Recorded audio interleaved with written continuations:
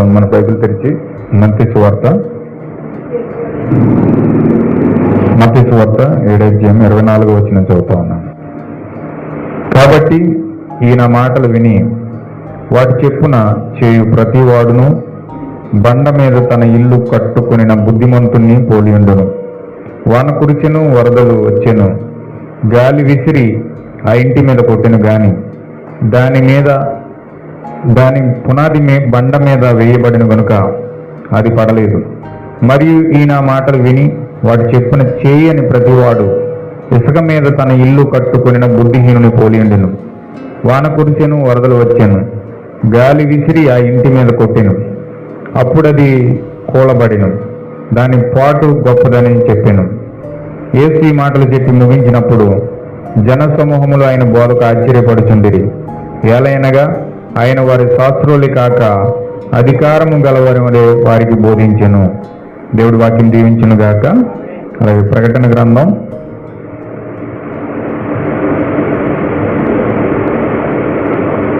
6వ అధ్యాయము, ప్రకటన గ్రంథం 6వ అధ్యాయము 5వ వచనం చదువుతా ఉన్నాను. ఆయన 3వ ముద్రను విప్పినప్పుడు రమ్ము అని 3వ జీవి చెప్పుట వెంటిని నేను చూడగా ఇదిగో ఒక నల్లని గుర్రము కనబడెను. దాని మీద ఒకడు త్రాసు చేత పట్టుకొని కూర్చుని ఉండెను. మరియు ధ్యానారమునకు 1 సేరు గోధుమలనియు, ధ్యానారమునకు 3 సేరుల ఎవలనియు, నూనెయు ద్రాక్షారసం పాడు చేయవద్దనియు ఆ 4 జీవుల మధ్య ఒక స్వరము పలికినట్లు నాకు వినబడెను. దేవుడి వాక్యం దీవించును గాక. అలాగే ప్రకటన గ్రంథం 18వ అధ్యాయము 4వ వచనం. మరియు ఇంకొక స్వరం పరలోకం నుండి ఇలాగూ చెప్పుట వింటిని, నా ప్రజలారా, మీరు దాని పాపములో పాలివారు కాకుండానట్లును దాని తెగులు ఏదియో మీకు ప్రాప్తించుకున్నట్లును దాన్ని విడిచి రండి. దాని పాపములు ఆకాశమును అంటుచున్నవి, దాని నేరములు దేవుడు జ్ఞాపకం చేసుకుని ఉన్నాడు. అది ఇచ్చిన ప్రకారము దానికి ఇయుడి, దాని క్రియలు చెప్పిన దానికి రెట్టింపు చేయుడి. అది కలిపిన పాత్రలో దాని కొరకు 2 కలిపి పెట్టుడి. అది నేను రాణిగా కూర్చుండుదానను, నేను వెధవరాలను కాను, దుఃఖము చూడనని తన మనసులో అనుకొని గనుక అది తన్ను తాను ఎంతగా గొప్ప చేసుకుని సుఖభోగములను అనుభవించినో అంతగా వేదనను దుఃఖమును దానికి కలుగుజేయడి. అందుచేత ఒక్క దినముననే దాని తెగుళ్లను అనగా మరణమును, దుఃఖమును, కరువును వచ్చును. దానికి తీర్పు తీర్చుచున్న దేవుడైన ప్రభువు బలిష్ఠుడు గనుక అది అగ్ని చేత బొత్తిగా కాల్చివేయబడును. దేవుడు వాక్యం దీవించును గాక. చిన్న ప్రార్థన చేసుకుందాం. మహోన్నతుడా, సర్వశక్తిమంతుడా, సర్వాధికారి, జీవం కలిగిన ప్రభువా, కృపగలను యేసు, కృపలో ఐశ్వర్యవంతుడే నీకు వందనములు ప్రభువా. ఇదిగో దేవా, ఈ యొక్క ఉదయకాల సమయంలో ఈ పునరుద్ధానమిక దినమునందు ఓ దేవ మేము ఈ విధంగా నీ బలిపెట్టి మీ వద్ద చెంత కూడి ఉన్నాం ప్రభువా. ఇదిగో దేవా ప్రభువా, ఓ తండ్రి, ఈ యొక్క వాక్యం మేము ధ్యానిస్తూ ఉండగా నువ్వు మాతో మాట్లాడండి ప్రభువా. నేను స్తుతించాము, గణపరిచాము. ఓ దేవా, నువ్వు మా యొక్క స్తుతుల సింహాసనం ఆసీనుడైన దేవుడవు. ఓ ప్రభు, ఇదిగోనైనా నీ వాక్యం తెరిచి కొన్ని భాగములను చదివాం. చదువుడు మట్టికి చదువుతాం కానీ దీన్ని మేము గ్రహించలేం ప్రభువా. నీ పరిశుద్ధాత్మ వచ్చి నీ గ్రహింపు శక్తి మాకు ఇచ్చును గాక ప్రభువా. నీ పరిశుద్ధాత్మ మాకు తెరిచును గాక ప్రభువా. నీకు అప్పగిస్తూ తండ్రి, దేవ ఎదురాడుచున్న చీకటి దురాత్మ దెయ్యపు శక్తులన్నిటినీ ప్రభువుని యేసుక్రీస్తు నామములో బంధించండి ప్రభువా. ఈ నామములో స్వతంత్రంగా స్వేచ్ఛగా నీ పరిశుద్ధాత్మ మాతో మాట్లాడును గాక ప్రభువా. నీకు అప్పగిస్తూ ప్రభువుని యేసుక్రీస్తు నామములో ప్రార్థిస్తున్నాం తండ్రి, ఆమేన్. కూర్చున్నాను. ప్రభువుని యేసుక్రీస్తు నామములో మహిమ కలుగును గాక. ఇప్పుడు వచ్చిన సోదరులందరికీ కూడా ప్రభువుని యేసుక్రీస్తు నామములో నేను వందనాలు తెలియజేస్తా ఉన్నానండి. అందరికీ వందనాలు. God bless you all. ఈ సమయంలో మనం వాక్యంలోకి వెళ్దాం. ఇక్కడ మత్తయి సువార్త 7వ అధ్యాయము మనం చదువుకున్నాం. ముంచుకొస్తున్న తుఫాను అనే మెసేజ్ ఈ కాలంలో ప్రవక్త బోధించాడు. ఆ యొక్క అంశములు ఏ విధంగా బోధించాడు అన్నది మనం ఒక 1 by 1 చక్కగా మనం నేర్చుకుంటూ ముందుకు వెళ్దాం. ఇక్కడ యేసుక్రీస్తు 7వ అధ్యాయంలో కొన్ని విషయాలు మాట్లాడుతున్నాడు. ఇక్కడ మళ్ళీ చదువుతున్నాను చూడండి. 7వ అధ్యాయము 24వ వచనం. 7:24 మత్తయి సువార్త 7వ అధ్యాయం 24వ వచనం. కాబట్టి ఈ నా మాటలు విని వాటి చెప్పున చేయు ప్రతివాడును బండ మీద తన ఇల్లు కట్టుకున్న బుద్ధిమంతుని పోలియుండును. ఇక్కడ 2 పాయింట్లు అని చెప్తా ఉన్నాడు. ఒకటి, మాట వింటే ఏ విధంగా ఉంటుంది, మాట వినకపోతే వారి జీవితం ఎట్లా ఉంటుందో యేసుక్రీస్తు ఇక్కడ వివరిస్తూ ఉన్నాడు. దేవుని యొక్క మాట వింటే ప్రతిఫలం ఎలా ఉంటుంది, వినకపోతే ప్రతిఫలం ఎలా ఉంటుందో ఈ అధ్యాయంలో దేవుడు వివరిస్తూ ఉన్నాడు అనమాట. ఆయన మాట విని వాటి చెప్పున చేయి ప్రతి వాడు కూడా బండ మీద తన ఇల్లు కట్టుకొనిన బుద్ధిమంతుడిగా పోలి ఉంటాడట. వాన కురిసెను, వరదలు వచ్చెను, గాలి విసిరి ఆ ఇంటి మీద కొట్టెను గాని దాని పునాది బండ మీద వేయబడిన కనుక అదనమాట. అంటే గాలి తుఫాన్లు వచ్చినాయి, చాలా పెద్ద పెద్ద తుఫాన్లు వచ్చినాయి, వరదలు వచ్చినాయి, గాలి విసిరి ఆ ఇంటిని కొట్టింది.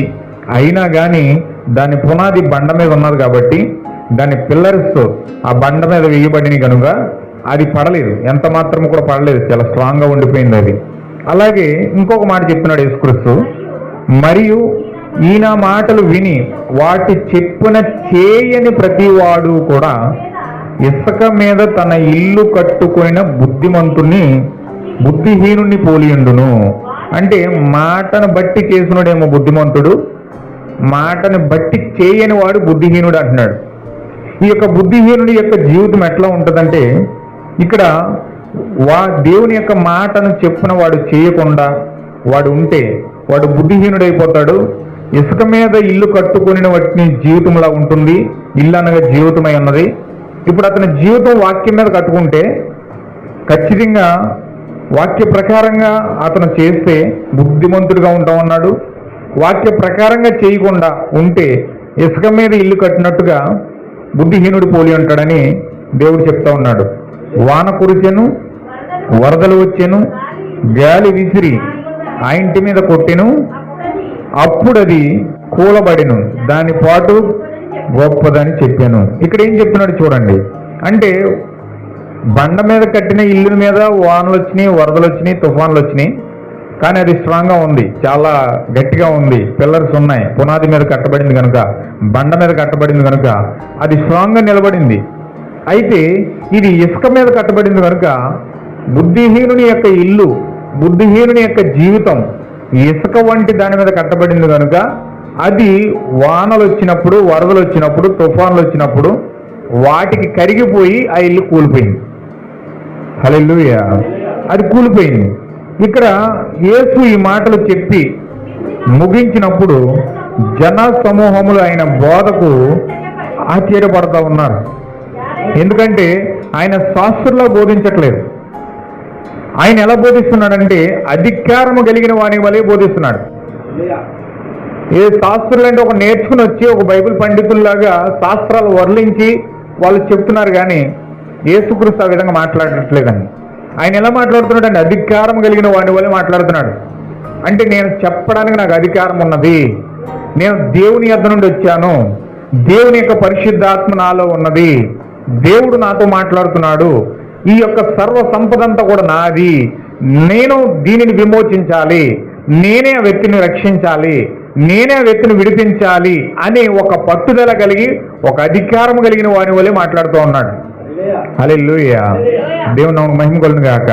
సో ఒక నిజమైన తండ్రి తన కుమారుని ఎంతగా గద్దిస్తాడంటే ఒక అధికారంతో గద్దిస్తాడు, ఒక అధికారంతో గద్దిస్తాడు, ఒక అధికారంతో కొడతాడు, ఒక అధికారంతో తిడతాడు, ఒక అధికారంతో బుద్ధి చెప్తాడు.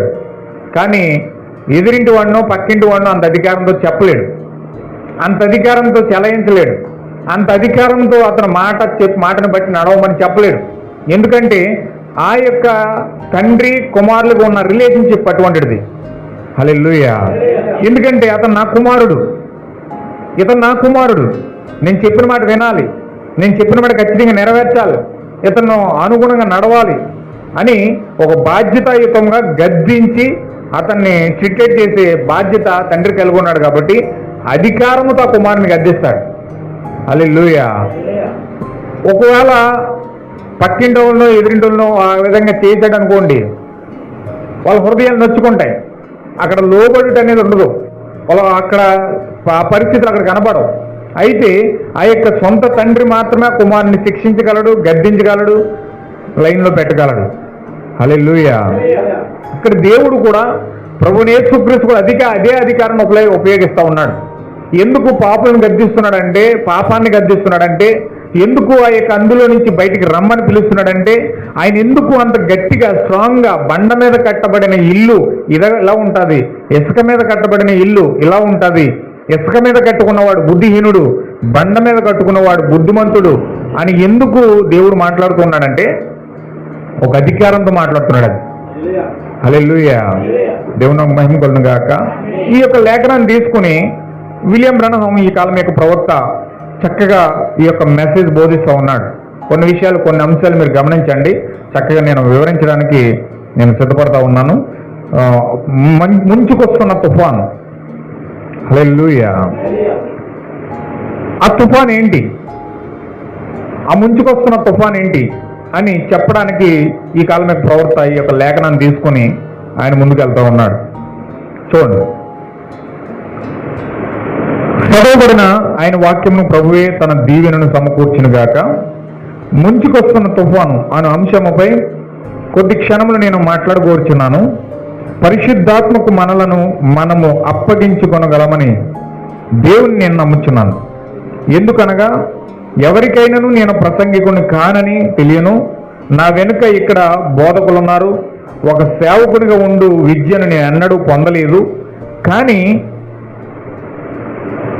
పాత మెల్లని రీతిలో నేను చేయుటకు దేవుడు నాకు ఒక దానిని ప్రభువు అనుగ్రహించాను. కానీ నేను ప్రభువును గురించి నాకు తెలిసిన దానిని, ఆయన యొక్క మంచితనమును గూర్చి ఇతరులకు ప్రయత్నించుటకు, వివరించుటగలుటకు సమయమును తీసుకుంటే నాకు ఎంతో ఇష్టం.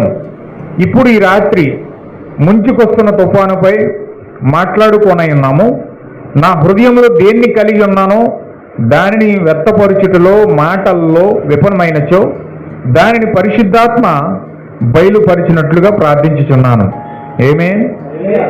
యేసుక్రీస్తు ఏ విధంగా అధికారంతో మాట్లాడడానికి ఇష్టపడుతున్నాడో, ఏదో ఒక బైబిల్ కాలేజీకి వెళ్ళో, లేకపోతే ఏదో ఒక థియాలజీ నేర్చుకునో, ఏదో ఒక సెమినరీకి వెళ్ళో, ఏదో ఒక పాస్టర్ దగ్గరికి వెళ్ళి ట్రైనింగ్ పొందో ఆ విధంగా మాట్లాడడానికి యేసుక్రీస్తు ఇష్టపడలేదు. ఆయన తండ్రి ఏదైతే పరిశుద్ధాత్మ ఆయనకు అనుగ్రహించిందో దానిని మాత్రమే మాట్లాడడానికి ఈయన ఇష్టపడ్డాడు. దానిని అధికారంతో బోధించాడు. హల్లెలూయా. విలియం బ్రనహం కూడా సేమ్ అదే మాట్లాడుతున్నాడు. ఇక్కడ ఏమని అంటున్నాడంటే, నేను ఒక సేవకునిగా ఉండడానికి ఎన్నడూ కూడా విద్యను పొందడానికి నేను ఎన్నడూ కూడా వెళ్ళలేదు. ఈ విద్యను ఎక్కడ కూడా నేర్చుకోలేదు. ఏ మనిషి దగ్గర నేను నేర్చుకోలేదు. దాన్ని నేను ఇష్టపడను.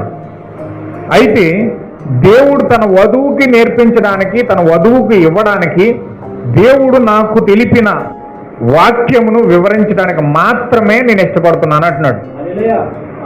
ఆమేన్. హల్లెలూయా. ఈయన ఏ కాలేజీలోనే నేర్చుకోలేదు, ఏ సెమినారీలో నేర్చుకోలేదు, ఏ బైబిల్ కాలేజీలోకి వెళ్ళి నేర్చుకోలేదు. ఈయన ఎక్కడ నేర్చుకున్నాడంటే పరిశుద్ధాత్మ ద్వారా నేర్చుకున్నాడు ఆయన. హల్లెలూయా. పరిశుద్ధాత్మే ఈయనకు బయలుపరుస్తూ ఉంది. ఈ లోకంలో పుట్టిన ప్రతి స్త్రీ పురుషుని ఎదుర్కొన్న ఉన్న ఒక ముంచుకొచ్చుకున్న తుఫాను గూర్చి యేసు ఇక్కడ మాట్లాడుచున్నాడు. దాని నుండి తప్పించుకున్న మార్గమేమీ లేదు. ఏదో ఒక సమయాన ఆ తుఫాను నిన్ను ఎదుర్కొను. నువ్వెట్టి విధముకు పునాది కలిగి ఉన్నావో దాని మీదనే నీ గృహము దానిని తట్టుకొనునో లేదో ఆధారపడి ఉన్నది. తుఫాన్ల గూర్చి సిద్ధపాటు కలిగి ఉన్నందున చాలా జీవితములు రక్షించబడినవి. రానున్న తుఫాన్ల గూర్చి హెచ్చరికను నిర్లక్ష్యం చేసినందున చాలా జీవితములు నశించిపోయాయి. ఆమేన్. హల్లెలూయా. ఇక్కడ విషయాలు చాలా, నేను స్లోగా చదువుతాను. విషయాలు చాలా కొన్ని విషయాలు నేర్చుకుంటే చాలు. మీరు నెక్స్ట్ తర్వాత చూద్దాం. కొంచెం జాగ్రత్తగా మీరు పట్టుకోండి. ప్రవక్త ఏం చెప్తున్నాడో దాన్ని ఆలకించి మీ చెవులు ఇక్కడ పెట్టి, అందుకే స్వరం విన్నవాడు, వాక్యం విన్నవాడు బుద్ధిమంతుడు, వినని వాడు బుద్ధిహీనుడు అన్నాడు. అందుకే అంటే ఆయన ఏం చెప్తున్నాడో ఆ స్వరమును ఆలకించాలి, ఆయన మాటను ఆలకించాలి. ఆయన ఏం చెప్తున్నాడో దాన్ని ఆలకించి హృదయంలో తీసుకోవాలి. హల్లెలూయా. అప్పుడు మనం బుద్ధిమంతులం అవుతాం. హల్లెలూయా. ఈ కాలం యొక్క ప్రవక్త అన్నాడు, దేవుని యొక్క వధువు అంటే చాలా బుద్ధిమంతుడు అలాంటి. హల్లెలూయా. ఆమె బుద్ధి లేని కన్యక కాదు, కానీ బుద్ధిగల కన్యక అంటే ఈమె బుద్ధిగల కన్యక కనుకే వాక్యమును చాలా శ్రద్ధగా విని ఆ వాక్యమును ఆమె చేయడానికి, ఫాలో అవడానికి చాలా ఆసక్తి చూపిస్తారు. హల్లెలూయా. అందుకే బుద్ధిమంతుడు బుద్ధిహీనురాలు ఎందుకంటారంటే బైబిల్లో బుద్ధి గల కన్యకలు ఉన్నారు, బుద్ధి లేని కన్యకలు ఉన్నారు. బుద్ధి లేని కన్యకలేమో నిర్లక్ష్యం చేసి వాళ్ళు కోల్పోతారు.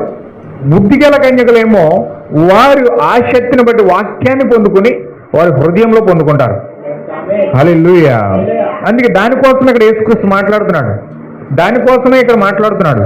ఇప్పుడు జీవితంలో ప్రతి మనిషి ఒక తుఫాను ఎదుర్కోవాలి. జీవితంలో ప్రతి మనిషికి ముంచుకొస్తున్న తుఫాను వస్తుంది. ఏదో ఒక సమయంలో అతని జీవితాన్ని ముగించే కాలం వస్తుంది. అతని జీవితంలో ఆ తుఫాను ఎదుర్కోవాలి. ఖచ్చితంగా ముంచుకొస్తున్న తుఫాను ఏంటంటే అది మరణమై ఉన్నది. హల్లెలూయా. ఇప్పుడు ప్రతి మనిషి దాన్ని ఎదుర్కోవాలి. అది ఏ సమయంలో ఎదుర్కోవాలో, ఏ టైంలో ఎదుర్కోవాలో, అది చిన్నప్పుడే ఎదుర్కోవాలా, నడి వయసులో ఎదుర్కోవాలా, ముసలితనంలో ఎదుర్కోవాలా, అది అతని జీవితం పైన ఆధారపడి ఉన్నది. హల్లెలూయా. దేవుని నామమునకు మహిమ కలుగును గాక. ఇప్పుడు తుఫాను గూర్చి సిద్ధపాటు కలిగి ఉన్న చాలా జీవితంలో రక్షించబడ్డాయి. అంటే వారు మరణము గూర్చిని ఆ తుఫాను గూర్చి ఒక ప్రత్యక్షత వాళ్ళు కలుగున్నారు కనుక వారి జీవితాలు సిద్ధపరచుకున్నారు. ఎవరైతే సిద్ధపరచుకున్నారో వారి జీవితాలు రక్షించబడ్డాయి. హల్లెలూయా. రానున్న తుఫాను గూర్చి హెచ్చరికను నిర్లక్ష్యం చేసినందున చాలా జీవితాలు కూడా నాశనం అయిపోయినాయి. హల్లెలూయా. కొంతకాలం క్రిందట జరిగిన ఒక వృత్తాంతము నాకు చెప్పబడింది. ఫ్లోరిడాలో ఒక వార్తాపత్రికలో నేను చదివానని నేను నమ్ముతున్నాను. ఫ్లోరిడా గుండా ఒక గొప్ప తుఫాన్లు చొచ్చుకొని పోయినాయి. సముద్రం నుండి తుఫాన్లు వచ్చి పట్టణమును తీసుకొని రాబడిన నీటితో నిండిపోయి సమస్యమును కొట్టుకుని పోయిను. పట్టణ గృహ సముదాయములు అట్టి తుఫాన్లు గమనించి హెచ్చరించుటకు వారి వాతావరణ పరిశోధకులు ఎల్లప్పుడూ కనిపెట్టి చూతురు.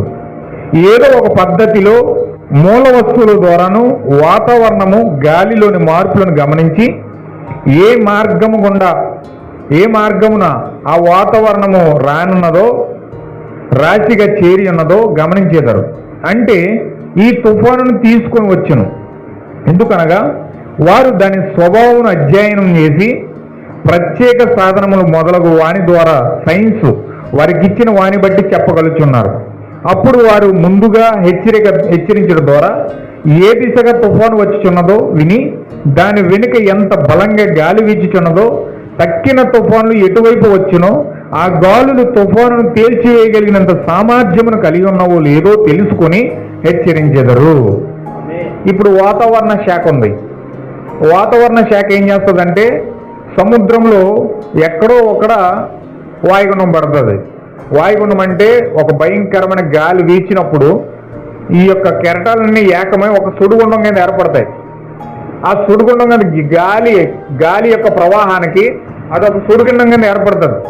ఆ సుడిగుండం సముద్రంలో తిరుగుతా అది అమెరికా మీదకి వెళ్ళొచ్చు, రష్యా మీదకి వెళ్ళొచ్చు, ఇండియా మీదకి వెళ్ళొచ్చు, కెనడా మీదకి వెళ్ళొచ్చు, ఎటువైపు తిరిగి ఆ దేశం మీదకి వెళ్తూ ఉంటుంది అది. ఇప్పుడు సైన్స్ ఏం చేస్తారంటే కొన్ని రాడార్లు ఉపయోగిస్తారు. ఆ యొక్క ఆకాశంలో శాటిలైట్ల ద్వారా కొన్ని రాడార్లు పంపించారు. కాబట్టి ఆ సుడిగుండం ఎక్కడ ఏర్పడిందో, ఏ దేశంలో ఏర్పడిందో, సముద్రంలో ఏ మూలన సుడిగుండం ఏర్పడిందో వాళ్ళు దాన్ని చూస్తారు. అదిగో అక్కడ సుడిగుండం ఏర్పడింది, అక్కడ వాయుగుండం ఏర్పడింది, అక్కడ పలానా దేశం మీద నుంచి వస్తూ ఉంది, ఇన్ని కిలోమీటర్ల గాలి వేగంతో వీచుకుంటూ వస్తూ ఉంది అని కొన్ని హెచ్చరికలు జారీ చేస్తారు. పలానా ప్రాంతం మీదకి ఇది తీరం దాటబోతా ఉంది, ఇది తీరం దాటేటప్పుడు భయంకరంగా 170-180 కిలోమీటర్ల వేగంతో గాలులు వీస్తాయి. అక్కడున్న ప్రజలందరూ ఎవరు కూడా సముద్రంలోకి వేటకెళ్ళొద్దు, ఎవరు కూడా సముద్రంలోకి వేటకెళ్లకుండా మీ ఇళ్లలోనే ఉండండి, జాగ్రత్తగా ఉండండి, గాలి వీచినప్పుడు చెట్లు ఇరిగిపోవచ్చు, లేకపోతే చాలా భయంకరంగా వాతావరణం ఉంటుంది అని వాతావరణ శాఖ ఎప్పుడప్పుడు హెచ్చరికలు జారీ చేస్తూ ఉంటుంది. హల్లెలూయా. ఎప్పుడైతే వాతావరణ శాఖ హెచ్చరికలు జారీ చేసినప్పుడు ఆ భయంకరమైన గాలి వీస్తున్నప్పుడు ఎవరైతే ఆ గాలి ఆ యొక్క వాతావరణ శాఖ ఇచ్చే సూచనలు కానీ హెచ్చరికలు కానీ పట్టించుకోకుండా ఆ టైంలోనే వల తీసుకుని సముద్రంలో వేటకెళ్ళాడు అనుకోండి, ఏమవుతుంది? అతని హెచ్చరిక వినలేదు, చాలా గంభీరమైన స్వరాలతో ఎక్కడ పడితే అక్కడ హెచ్చరికలు జారీ చేస్తున్నారు. సముద్రంలోకి వెళ్ళొద్దు, వేటాడొద్దు, భయంకరమైన సుడిగుండం వస్తుంది, భయంకరమైన తుఫాను వస్తూ ఉంది, ఎవరో అందులోకి వెళ్ళకుండా వేటాడొద్దు, వేటాడితే చచ్చిపోతారని చెప్పి హెచ్చరికలు జారీ చేస్తున్నా.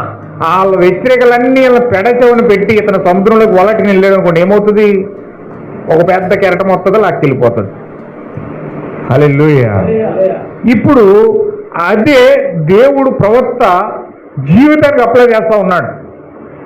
ఇప్పుడు ఆ తుఫాను హెచ్చరికలు ఎలాగైతే సముద్రంలో తుఫాను వచ్చినప్పుడు వాతావరణ శాఖ హెచ్చరికలు జారీ చేస్తూ ఉంటుందో, అలాగే దేవుడు కూడా మరణం యొక్క గాలి తుఫానులు, రోగం యొక్క గాలి తుఫానులు, తెగుళ్ళ యొక్క గాలి తుఫానులు, రాజకీయం యొక్క గాలి తుఫానులు, మతం యొక్క గాలి తుఫానులు ఏ విధంగా వచ్చి మనిషిని ఆవరించి వారిని ఒక కొండ శీలవల చుట్టేసి మరణానికి గురి చేస్తూ ఉన్నాయో బైబిల్ దాన్ని హెచ్చరికలు జారీ చేస్తూ ఉంది.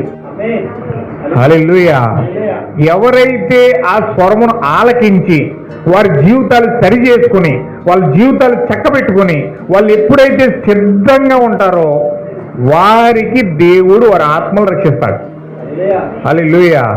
ఎవరైతే నిర్లక్ష్యం చేసి వారి ఇష్టానుసారంగా హెచ్చరికలు పట్టించుకోకుండా సముద్రంలోకి వెళ్తే ఎలాగైతే అతను కెరటాల చేత కొట్టుకుపోయి చచ్చిపోతున్నాడో, ఆత్మీయంగా ఆత్మ సంబంధమైన హెచ్చరికలు జారీ అవుతున్నప్పుడు, దేవుని యొక్క సేవ కూడా హెచ్చరికలు జారీ చేస్తూ ఉన్నప్పుడు ఎవరైతే వాటిని పట్టించుకోకుండా ఇష్టానుసారంగా వారి జీవితాలను ముందుకు తీసుకెళ్లిపోయారో వారు కూడా ఆత్మీయంగా వారు కూడా చచ్చిపోతా ఉన్నారు. హల్లెలూయా. చాలా జాగ్రత్తగా మీరు కొన్ని విషయాలు ఇక్కడ గమనించాలి. ఒక అద్భుతమైన వర్తమానాన్ని ఈరోజు మనకి ఇవ్వబోతూ ఉన్నాడు దేవుడు. ప్రవక్త ద్వారా కొన్ని విషయాలు మాట్లాడబోతూ ఉన్నాడు. అసలు ఏంటి ఆ స్వరము, దేవుడు హెచ్చరిక ఏ విధంగా చేస్తా ఉన్నాడు, అసలు ఏంటి ఆ ప్రమాదము, ఏంటి ఆ ముంచుకొస్తున్న తుఫాన్ అని మనం చూస్తే ఖచ్చితంగా కొన్ని విషయాలు ఇక్కడ మనకు అర్థమవుతూ ఉంటాయి. హల్లెలూయా. చూడండి, ఇక్కడ అద్భుతంగా ప్రవక్త మాట్లాడుతూ ఉన్నాడు. ఇప్పుడు ఆ గాలి తుఫాన్లు వచ్చినప్పుడు ఎటువైపు వస్తూ ఉందో, ఏ వైపుకు వస్తూ ఉందో వాళ్ళు అంచనా వేసి పలానా సముద్రం గుండా వస్తూ ఉంది, పలానా ప్రాంతం గుండా వస్తూ ఉంది, పలానా ప్రాంతంలో ఇది తీరం దాడుతుంది అని వాళ్ళు ఎప్పటికప్పుడు ఆ యొక్క సుడిగుండాన్ని చూస్తూ అంచనా వేస్తూ అది పలానా ఊర్లో ఉంది, పలానా ఊర్లో కేంద్రీకృతమై ఉంది, పలానా ఊరు దాటబోతా ఉంది, పలానా సమయంలో తీరం దాటేస్తా ఉంది అని ఎప్పటికప్పుడు హెచ్చరికలు జారీ చేస్తూ ఉంటారు. హల్లెలూయా. నేను అక్కడ ఆగి దానిపై ఒక గంట ప్రసంగించును. అయితే ముంచుకొచ్చుచున్నది ఒక గొప్ప తుఫాను, ఆ తుఫానును త్రిప్పికొట్టగలిగినది ఒక పెద్ద గాలి మాత్రమే. హల్లెలూయా. అంటే తుఫాను ఆపాలంటే ఒక భయంకరమైన ప్రచండమైన వేగంతో ఆ సుడిగుండం తిరుగుతూ ఉంటుంది. రైట్ సైడ్ తిరుగుతుంది అనుకోండి, చుట్టుకుంటా వస్తూ ఉంది. ఇప్పుడు ఆ చుట్టుకున్న యొక్క సుడిగుండాన్ని, ఆ తుఫానుని ఆపాలంటే దేవుడు ఏం చేయాలంటే దానికి ఎదురుగాలి ఇవ్వాలి. దాని ఎదురుగాలి వేస్తే ఆ తుఫాను ఆగుతుంది, ఆ సుడిగుండం ఆగిపోద్ది. అలాగా ఆ గాలి మాత్రమే ఆ సుడిగుండాన్ని ఆపగలదు. ఒకవేళ సుడిగుండం ఆ గాలి ఎదురుగా లేదనుకోండి అక్కడ ఆ తుఫాను ఆగదు, ఎక్కడో చోటకి అలా కొట్టుకుపోతానే ఉంటుంది. ఈ సుడిగుండం మాత్రం ఆగదు. సుడిగుండం ఆగాలంటే దేవుడు దానికి ఎదురుగాలి పంపుతాడట. బైబిల్లో ఉంటుంది చూడండి. ఇజ్రాయేల్ ప్రజల్ని దేవుడు ఐగుప్తు దేశం నుంచి తీసుకొస్తా ఉన్నాడు. హల్లెలూయా.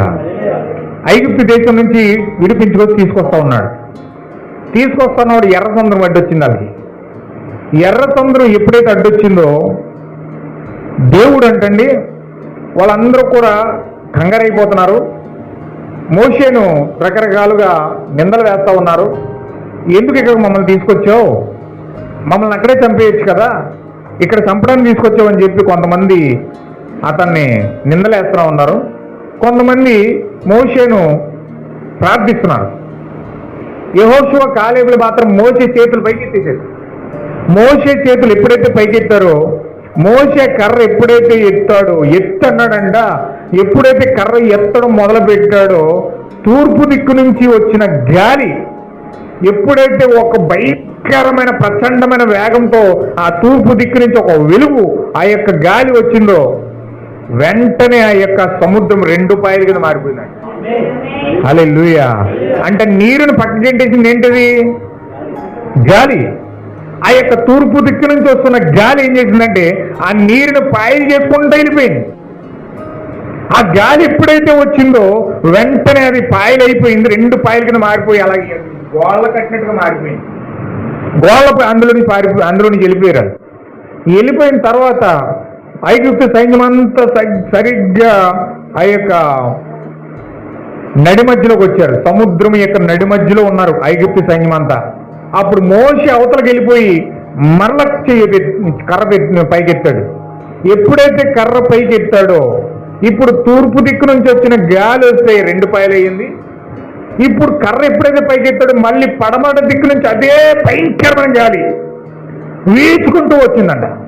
ఎప్పుడైతే ఆ గాలి పడమట దిక్కు నుంచి వచ్చిందో అది 2 పాయలు ఉన్నారు, కలిసిపోయింది ఇలా సముద్రం. హల్లెలూయా. దాన్ని విడగొట్టింది తూర్పు గాలి, దాన్ని కలిపేసిందేమో పశ్చిమ గాలి. హల్లెలూయా. ఎప్పుడైతే పశ్చిమ గాలి వచ్చిందో ఆ సముద్రాన్ని అలా కలిపేసింది. తూర్పు గాలి వచ్చి విడగొట్టింది, పడమట గాలి వచ్చి కలిపేసింది. అంటే సముద్రాన్ని విడగొట్టి కలిపింది ఏంటంటే గాలి. అంటే తుఫాను ఆపాలంటే ఎదురుగాలి వేయాలి. ఎదురుగాలి వేస్తే తుఫాను ఆగిపోద్ది. అయితే ఇక్కడ ప్రవక్త ఏమంటున్నాడంటే చూడండి, ఆ తుఫాను త్రిప్పు కొట్టగలిగినది ఒక పెద్ద గాలి మాత్రమే. నేడును అలాగే ఉన్నది. మనకు ఒక పెద్ద తుఫాను రానై ఉన్నదని మనకు తెలుసు, మనందరికీ తెలుసు. ఆ తుఫానును త్రిప్పి కొట్టగలిగిన గాలి నాకు తెలిసినది. ఆహా, ఆత్మీయంగా మాట్లాడుతున్నాడు ఈయన. ఇప్పుడు మరణాన్ని తిప్పు కొట్టగలిగిన గాలి నా దగ్గర ఉంది. ఇప్పుడు ఆ గాలి ఎప్పుడైతే నాలోకి వచ్చిందో ఇప్పుడు ఆ గాలి ద్వారా మరణం యొక్క తుఫానుని, ఆ ముంచుకొస్తున్న తుఫాన్ని, ఆ రోగాలను, ఆ యొక్క క్యాన్సర్ను, ఆ తెగుళ్లను, భూమి మీద అల్లాడింప చేస్తున్న ప్రతి తెగులను కూడా ఆ ముంచుకొస్తున్న తుఫానును ఆపగలిగిన గాలి ఇప్పుడు నా దగ్గర ఉంది. ఆమేన్. హల్లెలూయా.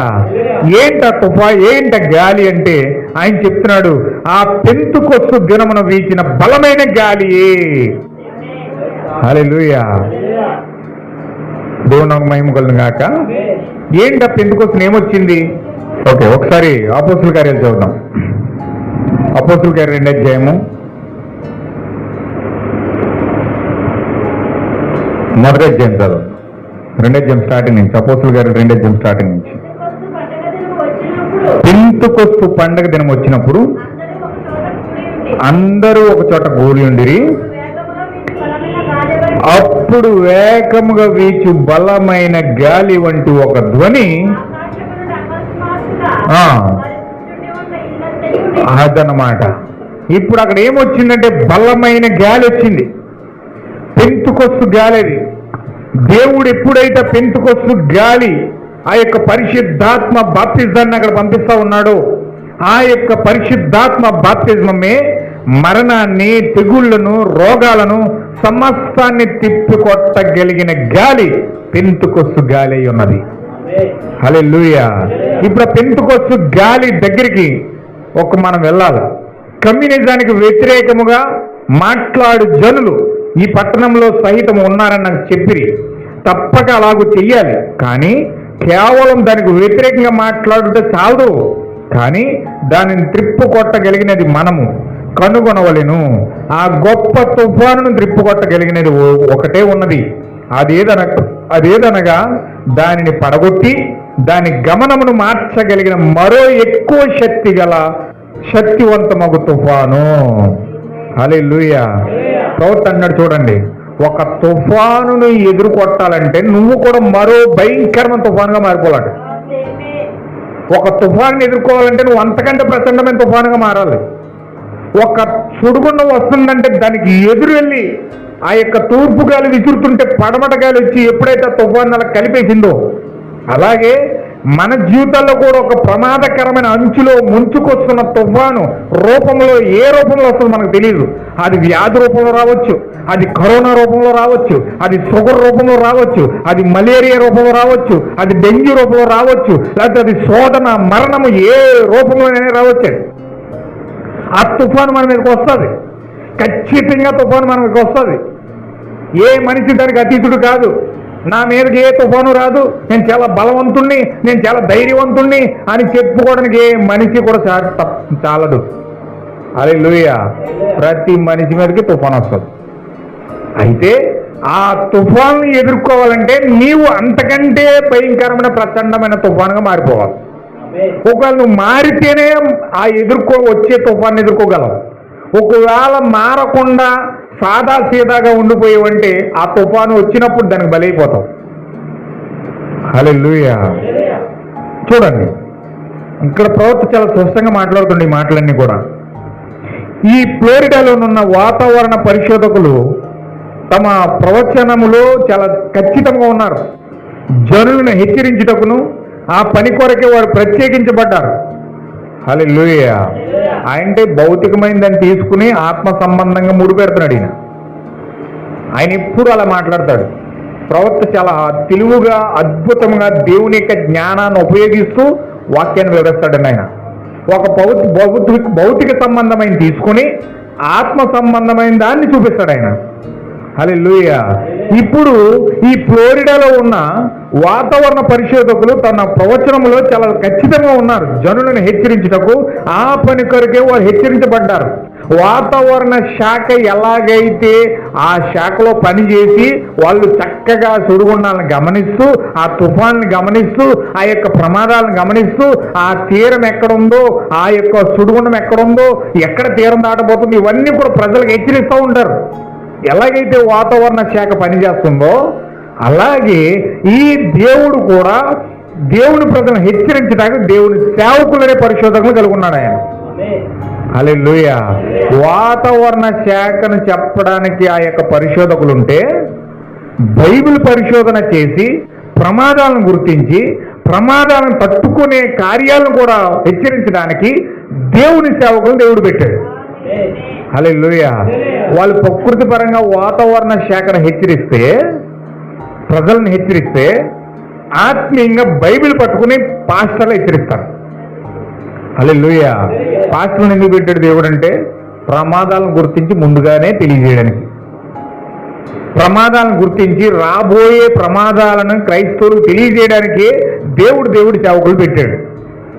ఇప్పుడు వీళ్ళు ఏం చేస్తారంటే దేవుని యొక్క ప్రవక్తలు, దేవుని యొక్క అపోస్తులు, దేవుని యొక్క సేవకులు, దేవుని యొక్క పాస్టర్లు, దేవుని యొక్క సువార్థికులు వీళ్ళు ఏం చేస్తారంటే రాబోయే ప్రమాదాలను గుర్తించి, రాబోయే తుఫాను గుర్తించి, ఆత్మ సంబంధమైన తెగుళ్లను గుర్తించి, ఆత్మ సంబంధమైన ఆ యొక్క భయంకరమైన కార్యాలను గుర్తించి ముందుగానే వాటిని ప్రజలకు తెలియజేస్తారు. హల్లెలూయా. వారు వింటారా వినకపోతారో తర్వాత సంగతి. వాళ్ళు చెవుల్లో పెడితే వింటే ప్రమాదాలు తప్పించుకుంటారు, వినకపోతే వాళ్ళ ఇష్టం. వింటే తప్పించుకుంటారు, వినకపోతే చచ్చిపోతారు.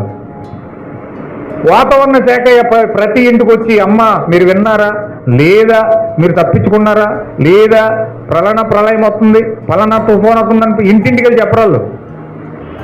వాళ్ళు ఇవ్వాల్సిన సూచనలు ఇచ్చేస్తారు, ఎవరికి ఇవ్వాలి వాళ్ళకి ఇచ్చేస్తారు. ఎప్పుడైతే మీడియాకి ఇచ్చారో మీడియా మొత్తం పబ్లిసిటీ చేసేస్తారు. అదిగో అక్కడ తుఫాన్ వచ్చేస్తుంది, ఇక్కడ తుఫాన్ వచ్చేస్తుంది, అదిగో అక్కడ తీరం దాటేస్తుంది, ఎన్ని కిలోమీటర్ల గాలితో వేగంతో వచ్చేస్తుందని వాళ్ళు చెప్పాల్సింది మీడియాకి ఇస్తారు, మీడియా ప్రపంచానికి తెలియజేస్తారు. హల్లెలూయా. అలాగే దేవుని సేవకులు కూడా కూటలు పెడతారు. ఆదివారం కూటలు నడిపిస్తారు, శుక్రవారం నడిపిస్తారు, శనివారం నడిపిస్తారు, సోమవారం నడిపిస్తారు, చెప్పవలసిన కార్యాలు చెప్పేస్తారు. హల్లెలూయా.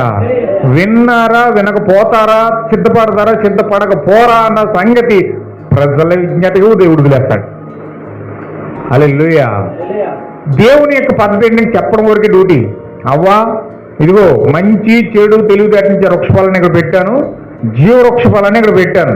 ఇదిగో నువ్వు జీవవృక్ష ఫలాన్ని తింటే నిరంతరం బ్రతుకుతావు, మంచి చెడలు తెలివినిచ్చే వృక్షం తింటే నిశ్చయంగా చచ్చిపోతావు. అప్పుడు అంతవరకు దేవుడి పని చెప్పడం వరకు. మంచి చెడులు తెలివితేటలు ఇచ్చిన వృక్షం తింటే చచ్చిపోతావు నిశ్చయంగా. జీవవృక్ష ఫలం తింటే నీకు చిరకాలం బతుకుతావు. ఏది తింటావో, ఏది తినవో, ఏది వింటావో, ఏది వినవో నీవే డిసైడ్ చేసుకో. హల్లెలూయా. అక్కడ అవ్వ డిసైడ్ చేసుకుంది. ఏం డిసైడ్ చేసుకుందంటే దేవుడు చెప్పింది వినకుండా బుద్ధిహీనురాలుగా ఆమె దేవుడు చేయొద్దన్న పనిని, దేవుడు తినొద్దన్న ఫలాన్ని తినడానికి ముందుకెళ్ళింది. హల్లెలూయా. దేవుడు నాకు మహిమ కలుగును గాక. ఇజ్రాయేల్ దేశాన్ని స్థాపించాడు దేవుడు. ఇజ్రాయేల్ దేశాన్ని స్థాపించి వాళ్ళకి ధర్మశాస్త్రం ఇచ్చి మేలు కీడు అన్ని వివరించి, మేలు కీడు వాక్యము చెడ్డది మంచిది అన్ని వాళ్ళ ఎదురుగా పెట్టి, ఇదిగో నీకు చెప్పడానికి మంచి మీ ఎదురు పెట్టాను, కీడు మీ ఎదురు పెట్టాను, శాపము మీ ఎదురు పెట్టాను, ఆశీర్వాదం మీ ఎదురు పెట్టాను, ఏది డిసైడ్ చేసుకుంటారో మీ ఇష్టం, నేను దీనికి భూమి ఆకాశాలు మీకు సాక్ష్యంగా పెడతాను అన్నాడు. హల్లెలూయా.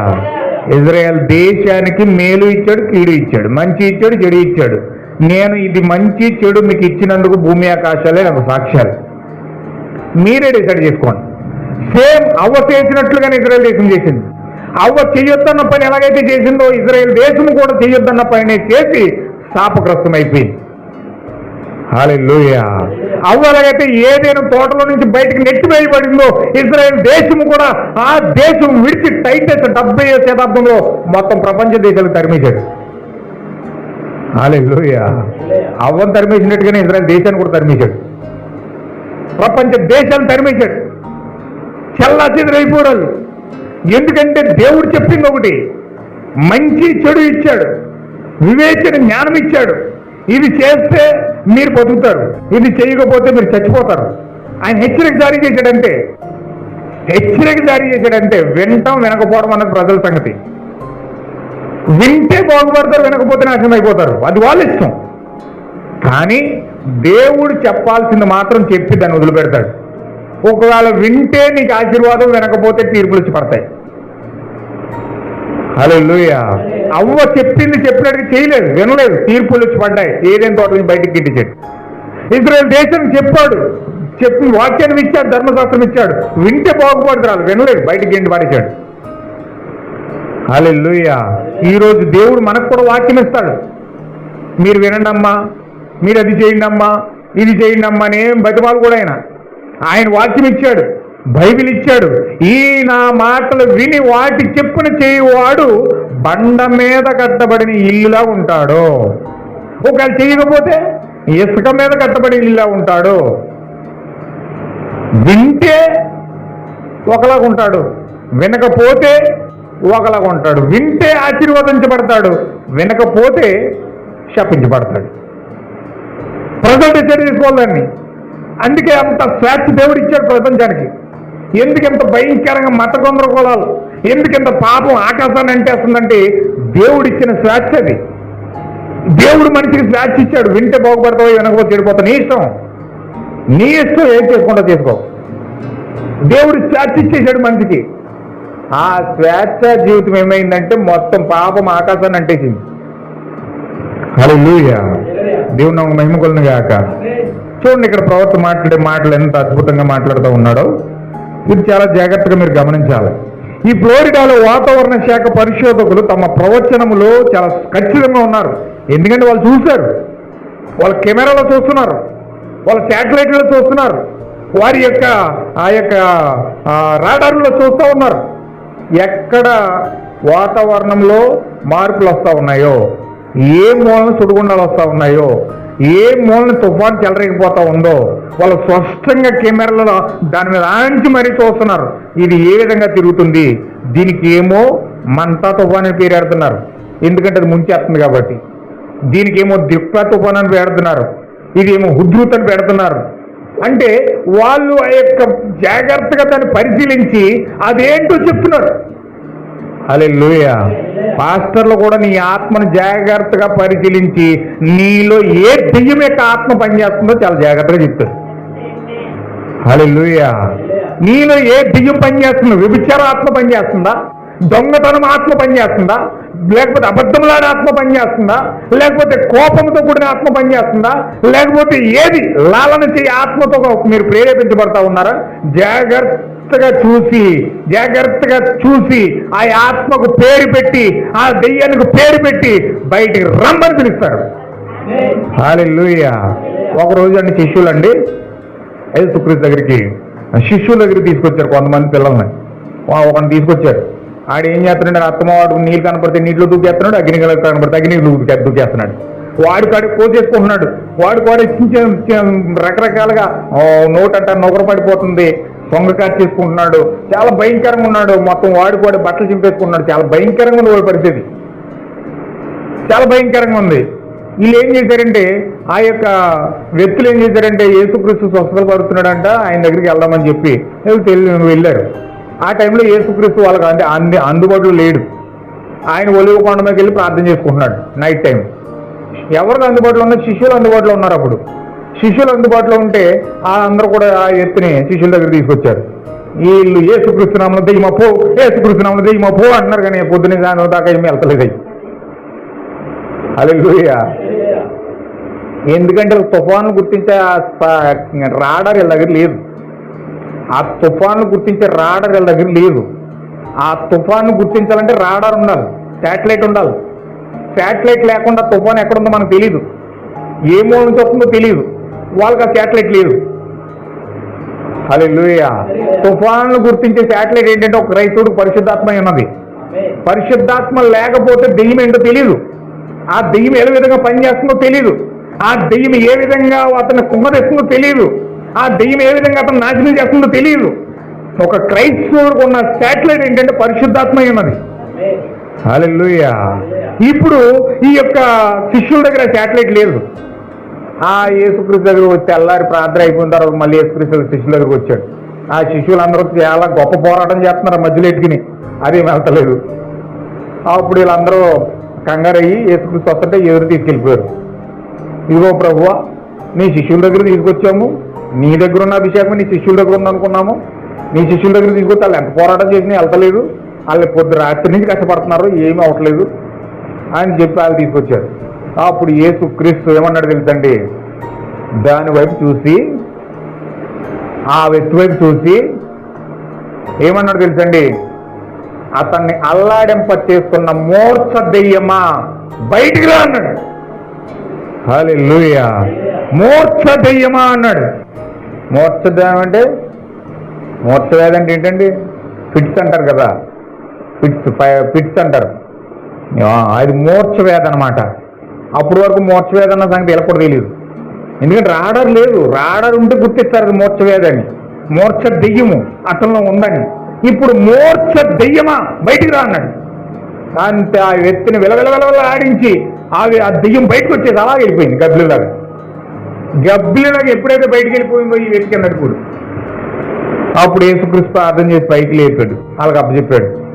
శిష్యులు వచ్చి అంటున్నారు, ఏంటి ప్రభువా మేము ఎంత ప్రార్థన చేసాము, ఏంటి రాత్రి అంతా ప్రార్థన చేసాము, ఏంటి వెళ్ళలేదు, ఏంటిది వెళ్ళదు, దానికి కావాలంటే రాడార్ కావాలి. హల్లెలూయా. రాడార్ ఉంటేనే, పరిశుద్ధాత్మ ఉంటేనే ఆ దెయ్యాన్ని అధికారంతో గర్జించగలిగిన శక్తి వస్తుంది. హల్లెలూయా. నిజమైన సేవకులు, రాడార్ కలిగిన సేవకులు, పరిశుద్ధాత్మ కలిగిన సేవకులు ఆ దెయ్యాన్ని గుర్తిస్తారు. ఆ దెయ్యం ఏ విధంగా పనిచేస్తుందో గుర్తిస్తారు. ఆ దెయ్యం ఏ విధంగా ముందుకెళ్తుందో గుర్తిస్తారు. ఖచ్చితంగా దెయ్యాన్ని పట్టుకొని దాన్ని బయటికి గెంటి వేసే అధికారాన్ని కూడా కలిగి ఉన్నారు. ఆమేన్. హల్లెలూయా. ఈ యొక్క వాతావరణ శాఖ యొక్క అధికారులు ఎలాగైతే వాతావరణాన్ని చూసి దానికి పేర్లు పెడుతున్నారో, నిజమైన సేవకులు కూడా అలాగే పేర్లు పెడతారు. హల్లెలూయా. దేవుని నాకు మహిమ కలుగును గాక. చూడండి, ఇప్పుడు అది మర్చిపోయాను కానీ ఒక తుఫాను గూర్చి కొన్ని సంవత్సరాల క్రితం ఒక వార్తాపత్రికలో చదివాను అనుకుంటాను. ఫ్లోరిడా గుండా మధ్య ఫ్లోరిడా మార్గంలో వెళ్తుండగా, నా దగ్గర టైం అవుతుంది, నేను సాయంత్రం కంటిన్యూ చేస్తాను. నేను ఇంకొక 10 నిమిషాలు ఉంది కాబట్టి నేను ఇంటికి వెళ్తాను, జాగ్రత్తగా మీరు వినండి. మధ్య ఫ్లోరిడా మార్గంలో వెళ్తుండగా ఒక చోబి చుట్టూనున్న ప్రాంతములన్నిటిలోనున్న వారిని హెచ్చరించారు. ఈ తుఫాన్లు గూర్చి అన్ని వేళ రేడియో సంబంధమును నిలిపించుకుని ఒక పొరుగువాడై ఉన్నాడు. దాన్ని నేను సుమారు 5 వారాల క్రితమే విడిచిపెట్టాను. అతడు ఒక గుర్తింపబడిన క్రైస్తవుడు. ఆ మార్గం ద్వారా ఆ గొప్ప తుఫాను చెట్లను విరిచివేయచ్చు వచ్చునని అతడు విన్నాడు. అందరూ సురక్షితమైన స్థలాలకు చేరిపోవాలని హెచ్చరించాడు. కోళ్ల క్షేత్రం కలిగి ఉన్న తన పొరుగు అని గూర్చి అతడు ఆలోచించాడు. చూడండి, ఒక వ్యక్తి ఉన్నాడండి. అతను ఒక క్రైస్తవుడు, గుర్తించబడిన క్రైస్తవుడు అనమాట. అతను ఒక రేడియో దాంట్లో సంబంధం కలిగి, వాతావరణ శాఖతో సంబంధం కలిగి ఇతను ఉన్నాడు. కాబట్టి వాతావరణంలో మార్పులు వస్తున్నాయని ఇతను తెలిసింది. ఒక భయంకరమైన పెను తుఫాను రాబోతుందని ఇతనికి అర్థమైంది. ఆ మార్గం ద్వారా గొప్ప తుఫానును, చెట్లను విరిచివేసే అంత గాలి, చెట్లు విరిచిపోవాలని మొన్న వచ్చి చూడండి అర్ధరాత్రి ఒక తుఫాను ఏదో తుఫాను వచ్చింది కదండి, మంతా తుఫానేనా? మంతా తుఫాను. మొత్తం రోడ్లన్నీ చెట్లన్నీ ఇరిగిపోయినాయి. ఎక్కడ పడితే అక్కడ మొత్తం పెద్ద పెద్ద చెట్లు పడిపోయినాయి. అంత భయంకరమైన ప్రచండమైన గాలి ఎత్తిన కానీ అంత చెట్లు అంత ఎరగవు. భూమితో సహా లేపుకుని చెట్లు పడిపోయినాయి పక్క ఇప్పుడు ఇంకా తీయలేదు ఈ చెరువు ఈ కాలువ పక్కన. అలాగే ఇతను తెలుసుకున్నాడు, అలాగే ఒక తుఫాను రాబోతుంది, ప్రజలను నాశనం చేసే ఒక తుఫాను రాబోతుంది అని ఇతను విన్నాడు. అందరూ సురక్షితమైన స్థలాలకు చేరిపోవాలని హెచ్చరించాడు. అయితే కోళ్ల క్షేత్రం కలిగి ఉన్న తన పొరుగు అని గురించి అతడు ఆలోచించాడు. కొన్ని తేలికపాటి భవనాలు, అందులో కోళ్లు, వాటిని పొదిగే గృహాలు, అవి గుడ్లు పెట్టే స్థలాలు మొదలగునవి అక్కడ ఉన్నవి. జీవితంలో వారికి కలిగినదంతయు ఈ కోళ్లతోనే ముడిపెట్టబడి ఉన్నది. అది వారి జీవనం. అతడు బహు త్వరగా ఆ గేటు యొద్దకు దూసుకుని పోయి తన కారును ఆపి బయటకు దూకి ఉద్వేగంతో అతనితో ఇలాగూ చెప్పసాగాడు, నీ కోళ్ళన్నిటినీ బయటకు తీసేయి, వాటిని తుఫాను వచ్చుటకు భద్రపరిచి గదిలో నుంచు, మరి నా యొద్దకు నువ్వు బహు త్వరగా రమ్ము, సమస్తము ధ్వంసం చేయి, తుఫాను గాలి వంటి ఒక తుఫాను రాబోతుంది అని ఈ యొక్క వ్యక్తి, ఆ కోళ్ల క్షేత్రము నడిపిస్తున్న వ్యక్తికి చెప్పాడు. హల్లెలూయా. ఆ యొక్క కోళ్ల క్షేత్రం ఎలా ఉన్నదని తేలికపాటి భవనం అంటది. యేసుక్రీస్తు చెప్పినట్టుగా ఎలాంటిది అంటే ఇసుక మీద కట్టబడిన ఇల్లు వంటిది అనమాట. అది చాలా తేలికపాటి ఇల్లు అనమాట. ఆ కోళ్ళన్నీ అందులో పెంచుతున్నాడు అతను. ఇప్పుడు పొదిగే గృహాలు ఉన్నాయి. పెడతారు కదా కోళ్ళని పొదగడానికి, గుడ్లు పెట్టి ఆ కోళ్ళని అణుగు పెడతారు కదా, అలాంటి గృహాలు ఉన్నాయి. అలాగే గుడ్లు పెట్టే స్థలాలు ఉన్నాయి. ఇవన్నీ కూడా వాళ్ళ జీవితాల్లో వాళ్ళ జీవితం అంతా కూడా కోళ్ళతోనే ముడిపెట్టబడి ఉంది. అంటే వాళ్ళ ఆధారం అంతా కూడా ఆ కోళ్ళ మీదే బతుకుతున్నారు. కోళ్ళు అమ్ముకోవడం, వీళ్ళు జీవనోపాధి చేసుకోవడం జరుగుతుంది. అది వారి జీవనం. అతడు బహు త్వరగా గేటు వద్దకు వచ్చి దూసుకొని పోయి తన కారును సడన్గా ఆపి బ్రేకులన్నీ సడన్గా బ్రేకులు వేసేసి, ఏమండి, ఉద్వేగంతో అతను ఇలా చెప్పాడట, నీ కోళ్ళన్నిటిని బయటికి తీయి, వాటిని తుఫాను వచ్చినప్పుడు భద్రపరిచి గదిలో ఉంచు, తుఫాను వస్తుంది, వాటిని ఒక గదిలో భద్రపరచు, మరియు నా యొద్దకు నువ్వు బహు త్వరగా రమ్ము, సమస్తమును ధ్వంసం చేయడానికి ఒక తుఫాను, ఒక బలమైన గాలి వస్తుంది అని చెప్పాడట. ఇప్పుడు ఆ వ్యక్తి నిలబడి ఇతని ముఖములో చూసి నవ్వుతూ ఇట్లా అన్నాడంట, వెర్రివాడా, వారు ఇంతకుముందు ఈ విధంగా ప్రవచనాలు చెప్పుడు విన్నాను, కానీ అది అన్నట్టు జరగలేదు. అయితే ఆ క్రైస్తవుడు పొరుగువాడు బహుగా కలత చెంది, ఒకవేళ అలా జరిగితే ఏమవుతుంది? అతను వాతావరణ శాఖ అధికారి. అతను వాతావరణ శాఖ తుఫాను రాబోతం విన్నాడు, భయంకరమైన తుఫాను వస్తాం విన్నాడు, భయంకరంగా గాలిలో వస్తాం విన్నాడు. తన స్నేహితుడు గుర్తొచ్చి వెంట పరిగెత్తుకెళ్ళి స్నేహితుడు చెప్తున్నాడు, గోల్డ్ అనేది బయటికి తీవో, భద్రపరిచి గదిలో ఉంచు, నువ్వు రా త్వరగా కారు ఎక్కు, నేను సురక్షితమైన ప్లేస్లో తీసుకెళ్తానంటే ఈ వ్యక్తి అన్నాడంటే మొక్కలో చూసి నవ్వుతూ, వేర్రి కూడా ఇలాంటి మాటలు చాలా విన్నాను నేను. చాలా మంది చెప్పారు ఇలాగా, ఒక్క తుఫాను కూడా రాలేదు, అలా జరగనే జరగదు అన్నాడంట.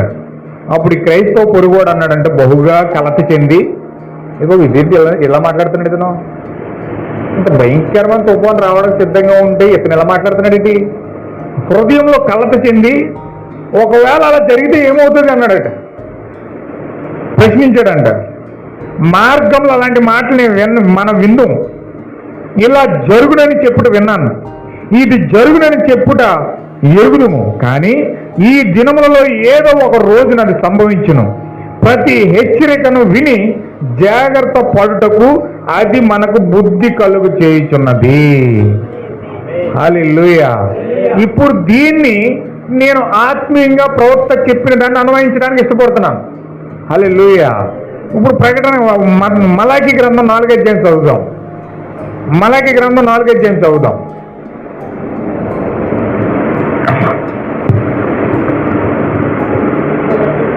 మొదటి నుంచి చదవాలి. ఏలయనగా నియమించబడిన దినము వచ్చుచున్నది, కొలిమి కాలునట్లది కాలును, గర్విష్ఠులందరూ దుర్మార్గులందరూ కొయ్య కాలువలే ఉందురు.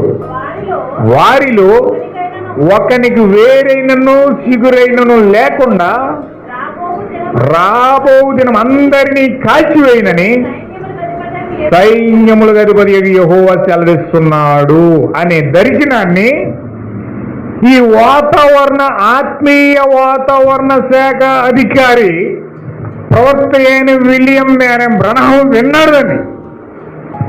హల్లెలూయా. ఆయన విన్నాడు. ప్రపంచము పంచభూతములు మిక్కుటమైన వేండ్రంతో కాలి బూడిదైపోతాయి. హల్లెలూయా. పంచభూతాలు అంటే ఏంటి? ఆకాశం, నీరు, నిప్పు, భూమి, గాలి. ఈ 5 పంచభూతాలు అంటారు వీటిని. ఈ పంచభూతాలు కూడా మిక్కుటమైన వేండ్రంతో లయమై కాలి బూడిదైపోతాయి. ఏ విధంగా బూడిదైపోతాయి? స్వయంగా దర్శనంలో చూశాడు ఈయన. స్వయంగా 7వ దర్శనంలో చూశాడు. ప్రపంచం అగ్ని గంధకాలతో కాలిపోవడం చూస్తా ఉన్నాడు. హల్లెలూయా. ప్రవక్తకు 7 దర్శనాలు వచ్చినాయి.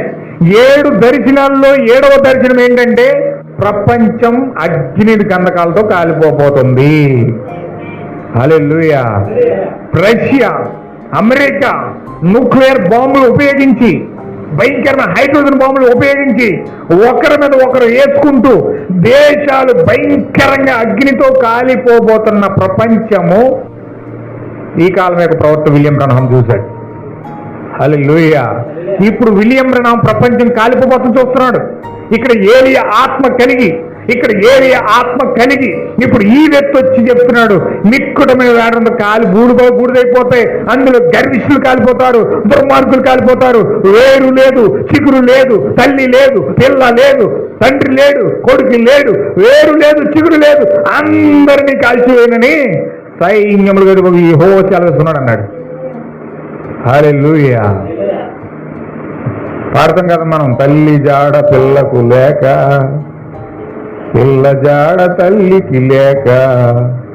పాటలు అప్పుడు కట్టేయరు కానీ జరిగేటప్పుడు మాత్రం చూడరు. కట్టడం మాత్రం కట్టారు కానీ జరిగేటప్పుడు మాత్రం చూడరు. ఇప్పుడు ఆ దర్శనం, ఆ మలాకి గ్రంథం 4వ అధ్యాయం యొక్క దర్శనం, ప్రపంచం అగ్ని గంధకాల్లో కాలిపోబోతున్నది అనే యొక్క వాతావరణ శాఖ ఆత్మ సంగతులు తెచ్చడానికి దేవుడు విలియం బ్రనహం వచ్చి హెచ్చరిక జారీ చేస్తా ఉన్నాడు. హల్లెలూయా. అయ్యా, దేవుని మాట వినండి, అపోస్తులు బోధన చేయండి, అపోస్తులు బోధ ప్రకారం యేసుక్రీస్తు నామములో బాప్తిజం పొందండి, అపోస్తులు బోధ ప్రకారం పరిశుద్ధాత్మ బాప్తిజం పొందుకోండి, అపోస్తులు బోధ ప్రకారం బండ మీద కట్టబడండి, ప్రత్యక్షత మీద కట్టబడండి. వాళ్ళు ఏ విధంగా ప్రత్యక్షత మీద కట్టబడ్డారో, ఏ విధంగా దేవుని యొక్క వాక్యాన్ని ప్రత్యక్షపరిచారో, ఏ విధంగా దేవుని జీవాన్ని వెల్లడి చేశారో ఆ విధంగా మనం కట్టబడాలి. మనం ఆ విధంగా పరిశుద్ధాత్మ బాప్తిజం పొందుకోవాలి, తిరిగి జన్మించాలి అని ఆ వ్యక్తి కేకలేసి రంకిలేసి వాక్యం చెప్తుంటే పాస్టర్లు అంటున్నారు, ఈ కోళ్ళు మేపుకునే పాస్టర్లు అంటున్నారు, సంస్థలు కట్టిన పాస్టర్లు అంటున్నారు, కోళ్ళు గుంపులు కలిగిన పాస్టర్లు అంటున్నారు. మా చిన్నప్పటి నుంచి చూస్తున్నాం ఇలాగే చెప్తున్నారు అందరం. మా చిన్నప్పటి నుంచి చూస్తున్నాం ఇలాగే చెప్తున్నారు అందరూ. అక్కడ వచ్చేద్ది ఏం రావట్లేదు, ఏం చెప్పి జరుగుతుంది, ఏం జరగదు. జరిగితే ఏం జరుగుతుంది అని అడుగుతున్నాడు ఆయన. ఒకవేళ జరిగితే ఏం జరగదు, మేము కంగారు పడకు, కంగారు పడగల ఉండాలి. హల్లెలూయా. అంటే ఈయనేమో దర్శనం చూసి బిత్తరపోయి కలత చెంది హృదయంలో వేదపడి కలత చెంది అయ్యా మీ హృదయాలు సిద్ధపరచుకోండి, రాకడ వస్తూ ఉంది, రాకడకు మనం సిద్ధపడితే దేవుడు మనల్ని ఎత్తబాటులో తీసుకెళ్తాడు. ఎత్తబాటు అవ్వగానే ప్రపంచం మొత్తం పంచభూతాల మిక్కుటం వేంద్రంతో కాలి బూరైపోతాయి. అయ్యా సిద్ధపడండి, మీ జీవితాలు సిద్ధపరచుకోండి అంటే ఊరుకోవయ్యా. మా కుటుంబాల్లో చాలా డబ్బు కొరతగా ఉంది. ముందు డబ్బు కట్టుకోవాలి, ఇల్లు కట్టుకోవాలి, స్థలాలు కొనుక్కోవాలి, బంగారం కొనుక్కోవాలి, మా జీవితాలన్నీ బోల్డ్ భవిష్యత్తు ఉంది. ముందు ఆ భవిష్యత్తు అంతా తీర్చబడిన తర్వాత అప్పుడు వస్తాం దేవుడి దగ్గర. హల్లెలూయా, దేవుని నామమునకు మహిమ కలుగును గాక. ఇప్పుడు ఈ కోళ్ళు మేపుకునేవాడు ఏం చెప్తున్నాడంటే, చూడండి ఆ వ్యక్తి నిలబడి ఇతను ముఖంలో చూసి నవ్వుతూ ఇట్లా అన్నాడంట, వెర్రివాడా. ఏమన్నాడండి? ఏంటిది నిజం చెప్పినోడు భయంకరంగా ప్రపంచం ఏ విధంగా నాశనం అయిపోతుందో చూసి చెప్పినోడు దేవుని యొక్క దర్శనాన్ని పట్టుకుని వచ్చి ప్రజలకు వివరించడానికి ప్రమాదం నుంచి తప్పించుకోండి, భయంకరమైన ప్రమాదం రాబోతుంది, ముంచుకొస్తున్న తుఫాను వస్తూ ఉంది, దానిలో మనం తప్పించుకోవాలి, అందులో మనం తప్పించబడి దేవుని యొద్దకు వచ్చి సిద్ధపరచబడి మన జీవితాలు ప్రభు యొద్దకు సమర్పించుకొని మనం ఎత్తబాటులోకి వెళ్ళాలని మనం ఆయన చెప్తుంటే ఈడన్నాడు కోళ్ళు మేపుకునేవాడు. ఎందుకంటే కోళ్ళే ఆధారం. ఆ కోళ్ళు బాగా దశంభాగాలు ఇస్తున్నాయి, ఆ కోళ్ళు బాగా గుడ్లు ఎడుతున్నాయి, బాగా ఉన్నిస్తుంది, బాగా మేపుతున్నాయి. దాని మీద ఆధారపడ్డారు, ఈ కోళ్ళ మీద ఆధారపడ్డారు. వీళ్ళు కోళ్ళే బతుకు, కోళ్ళే భవిష్యత్తు అన్నట్టుగా వాళ్ళు ముందుకెళ్ళిపోతున్నారు అబద్ధాలు చెప్పుకుంటూ. కానీ ఆ కోళ్ళు నువ్వు దాంట్లో పెట్టి నువ్వు రావయ్యా విడిపించబడంటే వాడా. ఇలాంటి మాటలు నేను చాలా విన్నాను, ఇలాంటి మాటలు చాలా విన్నాను. నా చిన్నప్పటి నుంచి విన్నాను ఇవన్నీ. హల్లెలూయా, దేవుని నామమునకు మహిమ కలుగును గాక. ఎంత భయంకరంగా ఉందో చూడండి పరిస్థితి. ముంచుకొస్తున్న తుఫాను కోసం ఈయన చెప్తుంటే, ముంచుకొస్తున్న తుఫాను కోసం విలియం బ్రహ్మం చెప్తుంటే, ఈరోజు ఈయన వెర్రివాడు అయిపోయాడు, ఈరోజు ఈయన పిచ్చోడు అయిపోయాడు, ఈరోజు ఈయన అబద్ధికుడు అయిపోయాడు, ఈరోజు ఈయన రకరకాలుగా దెయ్యం పట్టినోడు అని పిలువబడుతూ ఉన్నాడు. ఎందుకని? ముంచుకొస్తున్న తుఫాను కోసం చెప్పాడు. ప్రపంచం కాలిపోతున్న అగ్ని గంధకాలతో కాలిపోతుందని చెప్పాడు. పంచభూతాలు మిక్కుటమైన వెంటనే లయమై కాలి బూరైపోతాయి. హైడ్రోజన్ బాంబులతో ఒకరి మీద ఒకరు వేసుకుంటూ భయంకరంగా పతనమైపోతూ ఉన్నారు. 3వ ప్రపంచ యుద్ధం రాబోతా ఉంది. ప్రపంచ యుద్ధంలో మొత్తం ప్రపంచంలో 3వ భాగం కాలిపోతూ ఉంది అని హెచ్చరికలు జారీ చేస్తే, ఈరోజు వాళ్ళు ఏమన్నారు? ప్రజలు వెర్రివాడ, అలా జరగదు, జరగదు. హల్లెలూయా, రైట్. అయితే ఈ క్రైస్తవ పొరుగువాడు బహుగా కలత చెంది ఒకవేళ అలాగూ జరిగితే ఏమవుతుందని ప్రశ్నించాడు. మార్గంలో అలాంటి మాటలు మనం వింటాం. ఇది జరుగుట చెప్పుట విన్నాను, అది జరుగునని చెప్పుట ఎరుగుదుము, కానీ ఈ దినములలోనే ఏదో ఒక రోజున అది సంభవించును. ప్రతి హెచ్చరికను విని జాగ్రత్త పడుటకు మనకు అది బుద్ధి నేర్పించుచున్నది. హల్లెలూయా. కానీ వ్యక్తి పలికినది బుద్ధిహీనత వింటకు నాకు సమయం లేదు, నేను కోళ్ళు పెంచుచున్నాను, నాకు అటువంటి వాటికి సమయం లేదు. ఈ వ్యక్తి అన్నాడు, నాకు టైం లేదయ్యా. ఈయనేమో కలత చెంది ఆవేశపడి ఎంతో బాధతో ఆవేదనతో మాటలు తీసుకొచ్చి చెప్తూ ఉంటే, దర్శనాన్ని తీసుకొచ్చి వివరిస్తూ ఉంటే, ఇతను అన్నాడు, నేను కోళ్ళు మేపే పనులు చాలా బిజీగా ఉన్నానయ్యా, నాకు కాలేదు, నాకు అంత టైం లేదు, వెళ్ళిపో, నాకు అటువంటి వాటిని వినడానికి నాకు అసలు ఇష్టం లేదు. ఎందుకంటే విని ఇసుకుపోయాను. చాలామంది చెప్పారు నాకు అలాగా, చాలామంది చెప్పారు. ఇతను ఎంత మూర్ఖుడు చూడండి, ఇతను ఎంత భయంకర మూర్ఖత్వం కలుగున్నాడు చూడండి. ఇలా చెప్పి వాళ్ళు మూర్ఖులు కాకపోతే ఇంకెవరు? భయంకరమ మూర్ఖత్వంతో స్వరం ఏం చెప్తున్నాడు? అసలు స్వరం నిజమా అబద్ధమా? నిజంగా తుఫాను వస్తుందా? వస్తే మనం బ్రతికేంటి? మనం సిద్ధపడ్డామా లేదా? చచ్చిపోతే మన పరిస్థితి ఏంటి? ఎవరైనా ఆలోచిస్తారు బుద్ధున్నవాడు. ఈ బుద్ధిహీనుడు ఈ ఇసుక మీద కట్టుకున్న ఇల్లు, ఈ ఇసుక మీద కట్టుకున్న జీవితం ఇసుక రాలిపోయినట్టుగా రాలిపోతుంది జీవితం. హల్లెలూయా. చూడండి ఇతను ఎలా మాట్లాడుతుండే. అందుకే దేవుడు అలా పోల్చాడు. ఇసుక మీద కట్టుకున్నవాడు ఏం చేస్తాడు, ఇలా ఆలోచిస్తాడు. వాడి ఇల్లు ఇసుక మీద కట్టుకుంటే వాడి ఆలోచనలు ఇలా ఉంటాయి. దేవుని యొక్క స్వరం హెచ్చరిక జారీ చేస్తూ ఉంటే ఆ హెచ్చరికను విని దాన్ని నిజమా ఉత్తిదా కాదా తెలుసుకోవడానికి ప్రయత్నం చేయడు. నిజంగా తుఫాను వస్తే మన పరిస్థితి ఏంటని ఆలోచించడు.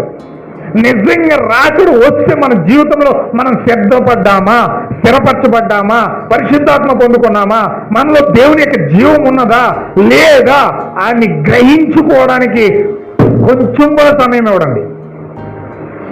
హల్లెలూయా. అందుకే బుద్ధిహీనుడు వీడు. బుద్ధిహీనుడు కనుకనే కనీసం దేవుని యొక్క రాకడ మీద కానీ, దేవుని యొక్క ఆశయాల మీద కానీ, పరిశుద్ధాత్మ బాప్తిజం మీద కానీ, కొత్త జన్మ మీద కానీ, పరలోక సంగతుల విషయం మీద కానీ ఏ మాత్రము కూడా ఇతనికి శ్రద్ధనేనే లేదు. ఇతను ఎంతసేపు వచ్చిందా, తిన్నామా, దాచుకున్నామా అయిపోయింది. ఇదే బ్రతుకు తప్ప ఇతని జీవితంలో మన జీవితం ఎంతవరకు ప్రభుత్వం సిద్ధపరచబడుతున్నాం, ఎంతవరకు మన జీవితంలో పరిశుద్ధాత్మ వచ్చింది, ఇప్పుడు నేను చచ్చిపోతే నేను పరలోకం వెళ్తానా, నేను అంతవరకు సిద్ధపడ్డానా లేదా. ఈ లైఫ్ శాశ్వతమైనది కాదండి. ఎప్పుడు తక్కువ అంటుందో తెలియదు, చెప్పి రాదండి. మొన్న పాస్టర్ గారు పొట్టైనా ఇంత 2 అడుగులున్నర ఉంటాడు. ఆయన 2 అడుగులున్నర. అతను ఇంకా బ్రతకాలనుకుంటున్నాడు. బహుశా అతను ప్రసంగం చేస్తూనే హార్ట్ అటాక్ వచ్చేసింది, అక్కడే చచ్చిపోయాడు. హల్లెలూయా. దేవుని నాకు మహిమ కలుగును గాక. మరణం ఏ సమయంలో ఎవరిని తడుతుందో తెలియదండి. ఏ టైంలో శాశ్వతమైన జీవితం ఇది జీవితం కాదు. ఇప్పుడు ఈ జీవితం శాశ్వతమైనది కాదు. కాబట్టి ఒక వ్యక్తి ఖచ్చితంగా స్థిరపరచబడి ఆ యొక్క జీవితాన్ని సిద్ధపరచుకోవాలి. ఎప్పుడు దేవుడు పిలిచినా నేను రెడీ అన్నట్టు ఉండాలి. ఈ భూమి మీదే శాశ్వతం అన్నట్లుగా కట్టుకుంటే కోటలు, ఈ భూమి మీదే శాశ్వతం అన్నట్లుగా మన జీవితాలు కట్టుకుంటే, ఈ భూమి మీదే శాశ్వతం అన్నట్లుగా మన జీవితాన్ని ముందుకు తీసుకెళ్ళిపోతే తర్వాత మన జీవితాలు ఏమైపోతాయో కూడా తెలియదు. హల్లెలూయా. అందుకే దేవుడు బుద్ధిమంతుణ్ణి బుద్ధిహీనుణ్ణి అక్కడ పెట్టి, బుద్ధిమంతుడేమో బండ మీద కట్టుకుంటున్నాడు, బుద్ధిహీనుడేమో ఇసుక మీద కట్టుకుంటున్నాడు. ఇసుక అంటే బుద్ధిమంతుడే, బండ అంటే ఒకే ఆలోచన, ఒక రాయి, ఒక బండ అంటే ఒకే ఆలోచన. అంటే దేవుని యొక్క ఆలోచన పైనే ఆయన పట్టుకుంటాడు, దేవుని యొక్క వాక్యం పైన అతను పట్టుకుంటాడు. ఇసుక అంటే ఈ గుప్పుడు పట్టుకుంటే ఎన్ని లక్షల మొరుములు ఉంటాయో తెలీదు, అన్ని పిచ్చ ఆలోచనలు ఉంటాయి. ఎన్ని లక్షల మొరుములు ఉంటాయో అన్ని పిచ్చ ఆలోచనలు ఉంటాయి. ఎటు వెళ్తాడో తెలియదు, ఏం చేస్తాడో తెలియదు. అతని నికరమైన స్థిరమైన ఆలోచన అంటూ అతని జీవితంలో ఉండదు. పిచ్చెక్కిపోయి 10 టీలు తాగేస్తాడు. ఆ తలపోటుని అనసలేక, మానసిక రుగ్గుతత్తును ఆనసలేక ఒక 10 టీలు తాగితేనే కానీ అది అనగదు, ఇంకా జబ్బు ఎక్కువ కానీ తగ్గదు. ఎందుకని అది ఇసుక మీద కట్టబడిన ఇల్లు. ఆ ఇసుక వలె అనేకమైన ఆలోచనలతో సతమతమవుతూ ఉన్నాడు. ఇతను స్థిరత్వం లేదు, మనసు నిమ్మలత్వం లేదు. హల్లెలూయా. దేవుని నామమున మహిమ కలుగును గాక. ఎంతమందికి అర్థమవుతుందన్నమాట? హల్లెలూయా. ఒక్కడికి వచ్చినా సరే ఇలాగే బోధిస్తాను. ఒక్కడికి వచ్చినా సరే ఒకసారి ఒక స్త్రీ అంటండి కష్టపడి సాకలు ఆవిడైతే ఆవిడ అనుకున్నదంటే దేవునికి నేను ఒకసారి కూటమెట్టించాలి, ఖచ్చితంగా కూటమెట్టించాలని చెప్పేసి ఆ బట్టలు ఉతికి పొదుపు చేసి ఆమె ఏం చేసిందంటే ఒక 20 రూపాయలు పోగు చేసిందంట. అప్పట్లో 20,000 అంటే 20 రూపాయలు అంటే బహుశా 20,000. అప్పట్లో 20 రూపాయలు అంటే ఇప్పుడు 20,000. 20 రూపాయలు పోగు చేసి కూటం పెట్టించిందంట. ఆ కూటం పెట్టిస్తే ఆ కూటంలో సేవకుడు ఎవరంటే జాన్ వెస్లీ గారి చేత కూటం పెట్టి, రాజమండ్రి జాన్ వెస్లీ కాదండి, 17వ శతాబ్దంలో ఉన్నాడు ఒక ఆయన జాన్ వెస్లీ అని ప్రవక్త అనమాట. ఆయన చేత కూటం పెట్టించాలని ప్రేరేపించబడి మొత్తం మీద 20 రూపాయలు పోగు చేసి ఆమె కూటం పెట్టించింది. బహిరంగ కూటం. పాపం కష్టపడి బట్టలను ఉతికి చెమటూర్చి ఆ ఇంటింటికి వెళ్ళి చెమట కార్చుకుంటూ, అయ్యా నేను కూటం పెట్టాను, కూటానికి రండి, కూటానికి మొత్తం ఊరంతా కూడా చెప్పిందంట. సువార్త చేసింది. కూటానికి రండయ్యా, కూటానికి రండయ్యా, కూటానికి రండయ్యా అని మొత్తం అందరికీ చెప్పిందంట. నేను చాలా సంతోషంగా దేవుడు నా జీవితంలో చేసిన కార్యాలు చేశాడు, చాలా అద్భుతమైన కార్యాలు చేశాడు, మీరు అందరూ రండి, నేను సాక్ష్యం చెప్పుకుంటాను, నేను దేవుని సువార్తను వెల్లడి చేస్తానని చెప్పి ఒక బహిరంగ కూటం పెట్టి అందరిని ఆహ్వానించిందంట. మొత్తం ఆ చుట్టుపక్కల గ్రామాలు, ఆ పక్కింటి గ్రామాలు, ఆ ముందు గ్రామాలు, అన్ని గ్రామాలకి ఆమె కాలినడకనే తిరిగి మొత్తం అందరికి చెప్పిందంట. పెద్ద బహిరంగ కూటం పెట్టి టెంట్లు వేసేసి, వరకాలు పరిచేసి, కుర్చీలు వేసేసి అన్ని రెడీ చేసి కూటం పెట్టిందంట. 7 గంటలకు స్టార్ట్ చేస్తే 10 అయిందంట. అయ్యాం ఒకరు రాలేదు. పాస్టర్ గారు వచ్చి రెడీగాని ప్రార్థన చేస్తున్నాడంట. ప్రభు అని పిల్లల్ని తీసుకురాని ప్రార్థన. జనాలు కనపడతలేదు, ఒకళ్ళు లేడు అక్కడ. ఆయన ప్రార్థన చేయగా ఒక ముసలోడండి గొంగలు కప్పుకుని ఒక కర్ర ఇచ్చుకుని ఒంగుతా మొత్తం మీద వచ్చి ఆ కాలు నొప్పులు, ఒళ్ళు నొప్పులతో జాగ్రత్తగా కూర్చున్నాడట అక్కడ. హల్లెలూయా. జాగ్రత్త కూర్చున్నాడు. ఒక్కడే వచ్చాడు. ఆ ఒక్కడికి మొత్తం పాట పాడేసి జాన్ వెస్లీ గారు ప్రసంగం మొదలు పెట్టాడట. కొన్ని లక్షల మంది ఉంటే ప్రసంగం ఎలా చేస్తారో అలా చేయడానికి ప్రసంగం. ఉన్నది ఒక్కడే.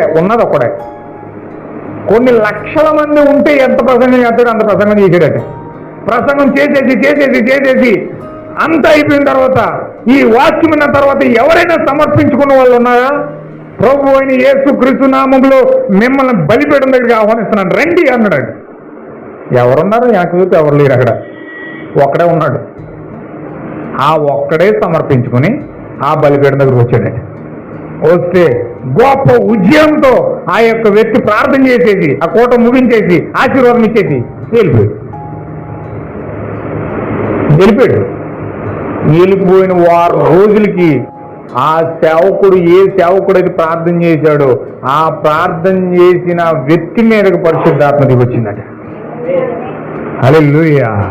ఎప్పుడైతే పరిశుద్ధాత్మ వ్యక్తి మీదకి వచ్చిందో వెంటనే అతను లేచి నిలబడి దిగ్గును లేచి ఆ గొంగలు అక్కడ పడేసి ఆయన మంచి బట్టలు వేసుకుని సువార్త చేస్తూ ఆయన ఒక్కరిని రక్షిస్తే కొన్ని లక్షల మంది ఆత్మలను రక్షించిన వ్యక్తి ఎవరంటే ఆయన పేరు D.L. మూడీ అంటారు.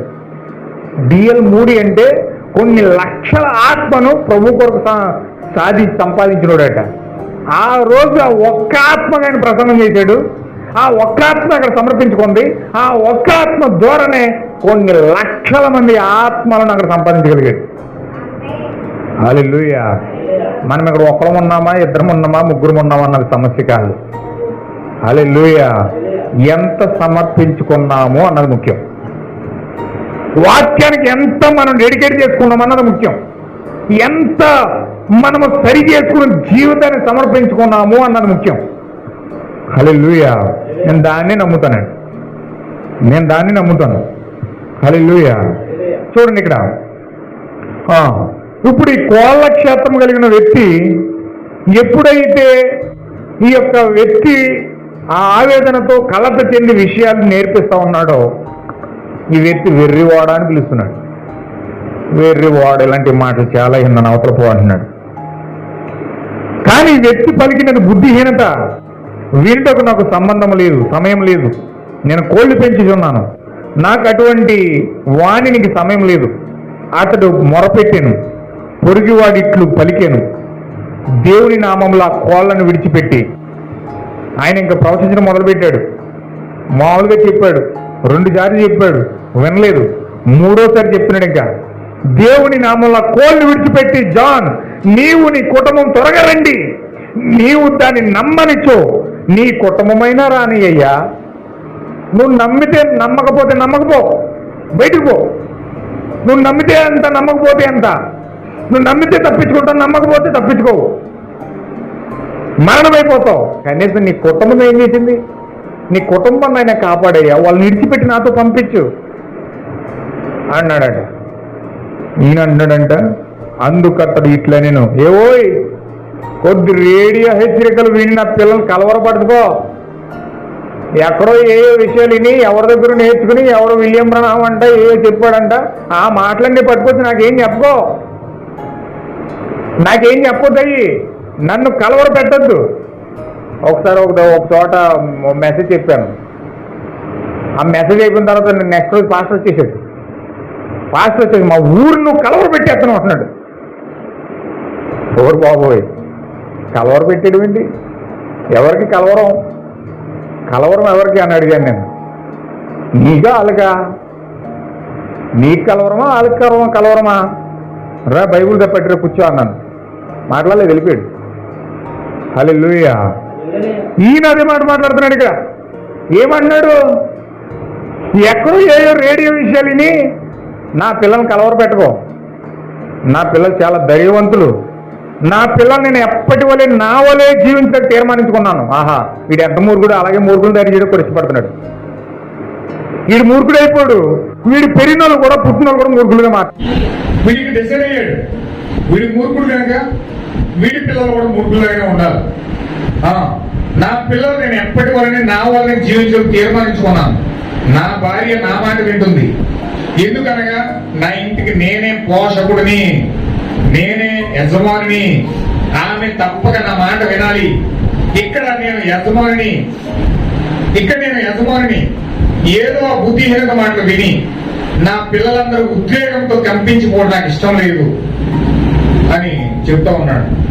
ఆ పొరుగువాడు వెనుదిరిగి తన గృహములకు వెళ్ళి తన ఆశ్రయ స్థలముకు వెళ్ళిపోయాడు. అకస్మాత్తుగా వాడి తెలుసుకోకముందే ఆ మేఘాలు అతనిపై అలుముకునే తీర్పు అలాగే మొత్తబడను. అది అంత త్వరగా వచ్చును, అది అంత శీఘ్రముగా ఎట్లు వచ్చునో అని ఆశ్చర్యపడేవు. ఒకప్పుడు దేవుడిని దూషించిన క్రూరులు పడిపోయి ఈ విధంగా నీవు నన్నెందుకు చేయించున్నావు అని కేకలు వేయుట నేను చూశాను. ఒక్క క్షణంలో అతని కిందనున్న మొత్తము పునాది సమస్తము తుడిచిపెట్టుకొని పోయేను. హెచ్చరికను విని లక్ష్య పెట్టవలెను. నీవు వర్తమానికుని చూసి నవ్వవచ్చును, ఒకవేళ నీవు అతన్ని చంపుట కూడా చేయవచ్చును, కానీ నీవు ఆ వర్తమానాన్ని చంపజాలవు. అది ఎప్పటి వల్లనే కొనసాగును. దేవుడి వర్తమానం నిత్యమైనది, ఆయన మాటలు ఎన్నడూ కూడా తప్పిపోవు. హల్లెలూయా. దేవుని నామము మహిమ కలుగును గాక. స్టెఫను రాళ్లతో కొట్టి చంపుట్లో పౌలు జయం పొందాను, కానీ అతని జీవితం అంతటిలోనూ క్రీస్తును స్వాధీనమగు వరకు ఎన్నడూ అతడు ఆ వర్తమానం నుండి దూరంగా వెళ్ళజాలకపోయాను. ఆ వర్తమానం పరలోకము తెరవబట్టేయు దేవుని కుడిపార్శ్వమున యేసు నిలిచి ఉండడే నేను చూచున్నాను అన్నది. స్టెఫను రాళ్ళతో కొట్టి చంపేస్తున్నారు. అలా కొట్టమని ప్రేరేపించి పౌలు గారు స్టెఫనుగా ఉన్నప్పుడు, పౌలుగా మారక ముందు దూరంగా ఉండి ఆ యొక్క రాళ్ళకు కొట్టమని ప్రేరేపిస్తుంటే కొట్టేస్తున్నారు, చంపేస్తున్నారు. ఇక్కడ ఆ చంపుతున్న రాళ్ళకు కొడుతున్నప్పుడు స్టెఫను ఆకాశం వైపు చూసి ఏమని మాట్లాడుతున్నాడంటే, ఆకాశము తెరవబడుటయు దేవుడి కుమారుడు దేవుడి కుడిపార్శ్వమున కూర్చుంటయు నేను చూస్తున్నాను అన్నాడు. ఈ మాటలు పౌలు విన్నాడు.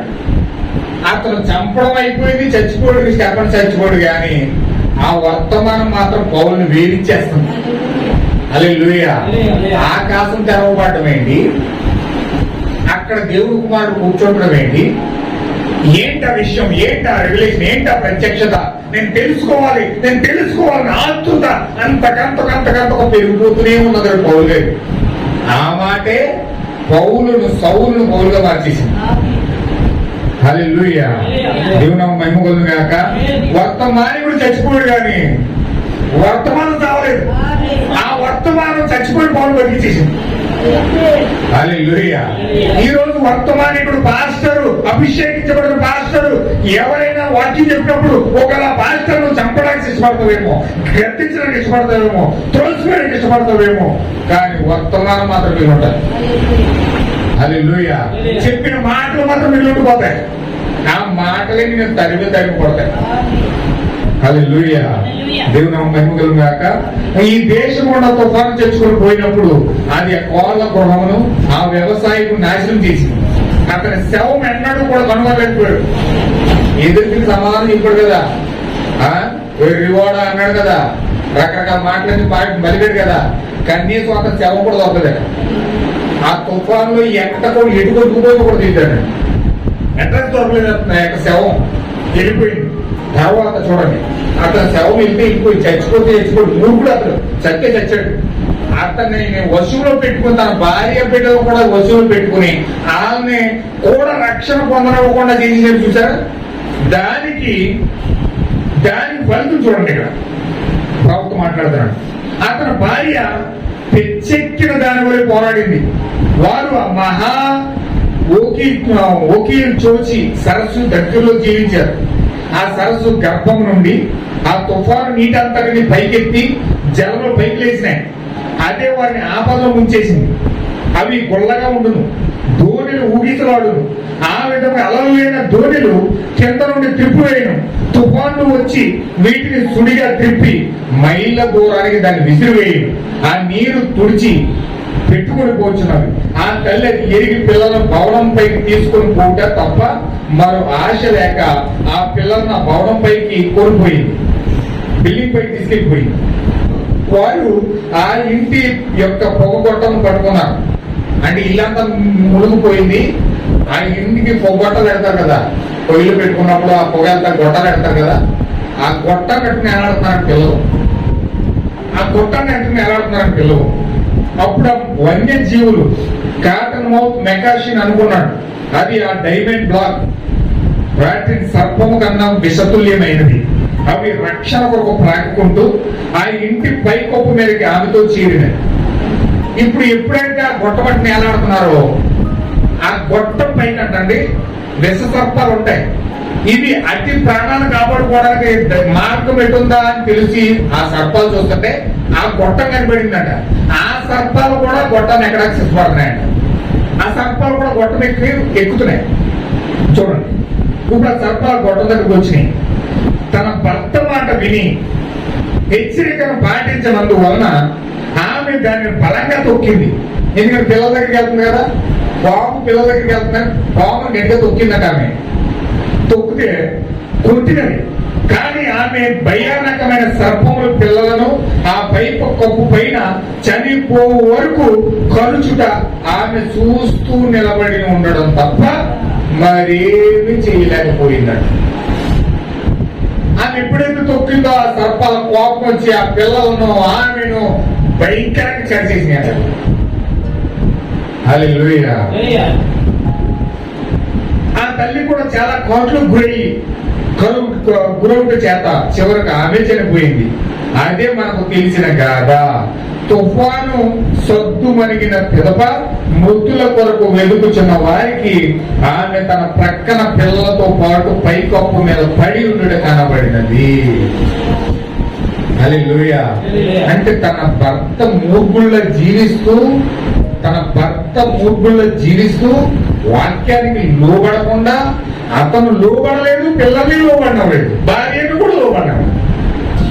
దేవుని వాక్యాన్ని పొందుకోవడానికి, పరిశుద్ధాత్మ పొందుకోవడానికి ఇతరులు పొందుకోలేదు, పిల్లల్ని పొందుకునేవలేదు, భార్యను కూడా పొందుకునేవలేదు. ఆ విధంగా జీవించడం వలన ఆడు చచ్చిపోయాడు. శవం కంటే కనిపించుకోవడం పోయింది. కడకు వీళ్ళు సర్పం యొక్క కాటు చేత బలి అయిపోయి ఆ శవాల బిల్డింగ్ పైన ఎలాడారు. ఆ తుఫాన్ తగ్గిపోయిన తర్వాత వెళ్ళి చూస్తే శవాలు వెళ్ళిపోయి ఉన్నాయి. చూసారా, దేవుని యొక్క తీర్పు, దేవుని యొక్క వర్తమానము, దేవుని యొక్క దర్శనం చూసి వచ్చిన వ్యక్తి ఆ యొక్క దర్శనం చూసి అయ్యా ప్రపంచం కాలిపోబోతుంది, ప్రపంచం నాశనం అయిపోతుంది, మతరాజ్యం పడిపోయింది, కులరాజ్యం పడిపోయింది, భయంకరమైన రాజకీయ వ్యవస్థ ఏర్పడుతూ ఉంది, భయంకరంగా ప్రపంచం సర్వనాశనం అయిపోతా ఉంది.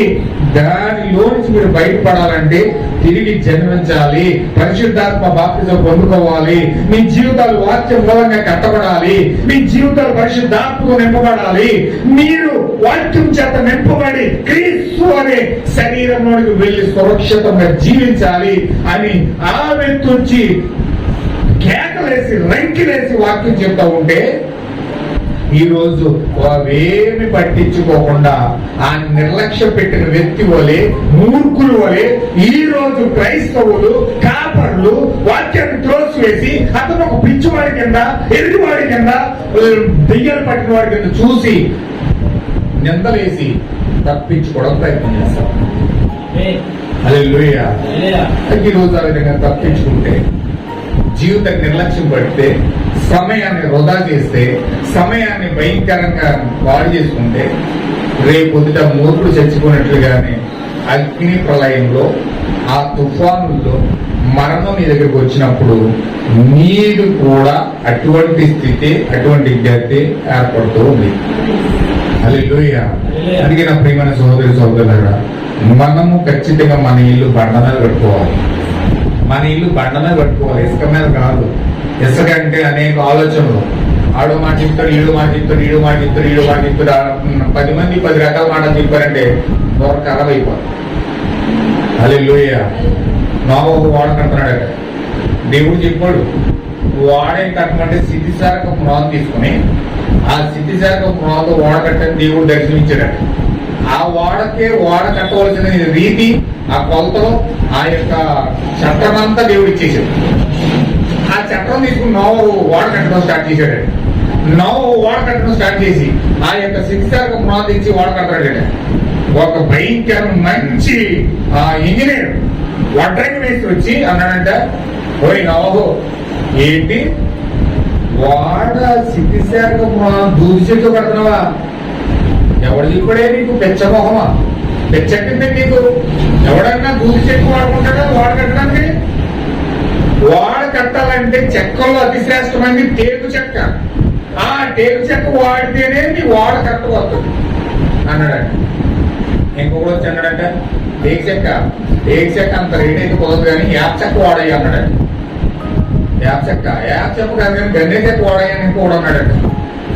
ఇంకోటి చెప్పాడంట. అలాగా మొత్తం అంతా చెక్కలన్నీ పేర్లు చెప్తున్నారంట. మీరు అందరూ నోరు కూసుకోండి బాబు, మీ చెక్కలే వాడు, నాకు దేవుడు చెక్క చెప్పాడు, అది సిద్ధిసారక మ్రాన్ చెక్క, ఆ చెక్కనే దేవుడు వాడమని చెప్పాడు, అదే వాడతానని చెప్పాడు అని వాడగట్టాడు.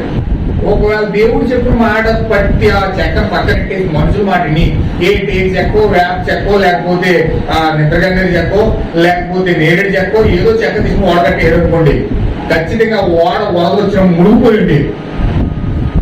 దేవుడు చెప్పినట్టుగా దేవుడు చెప్పిన చెక్కను తీసుకొని కట్టాడు కనుకొని, ఏ విధంగా కట్టమన్నాడు చెప్పాడు అంత ఆ విధంగా కట్టమన్నాడు కనుకొని, ఆ ఓడ ప్రళయాలకి పర్వతాలు గుట్టినా, ఆ యొక్క కొండలు గుట్టినా, ఏం గుట్టినా అది సరాసరి వెళ్ళి ఎలా ఉండాలో తుఫానులకి, ప్రళయాలకి ఏ విధంగా నిలబడాలో ఆ విధంగా నిలబడింది.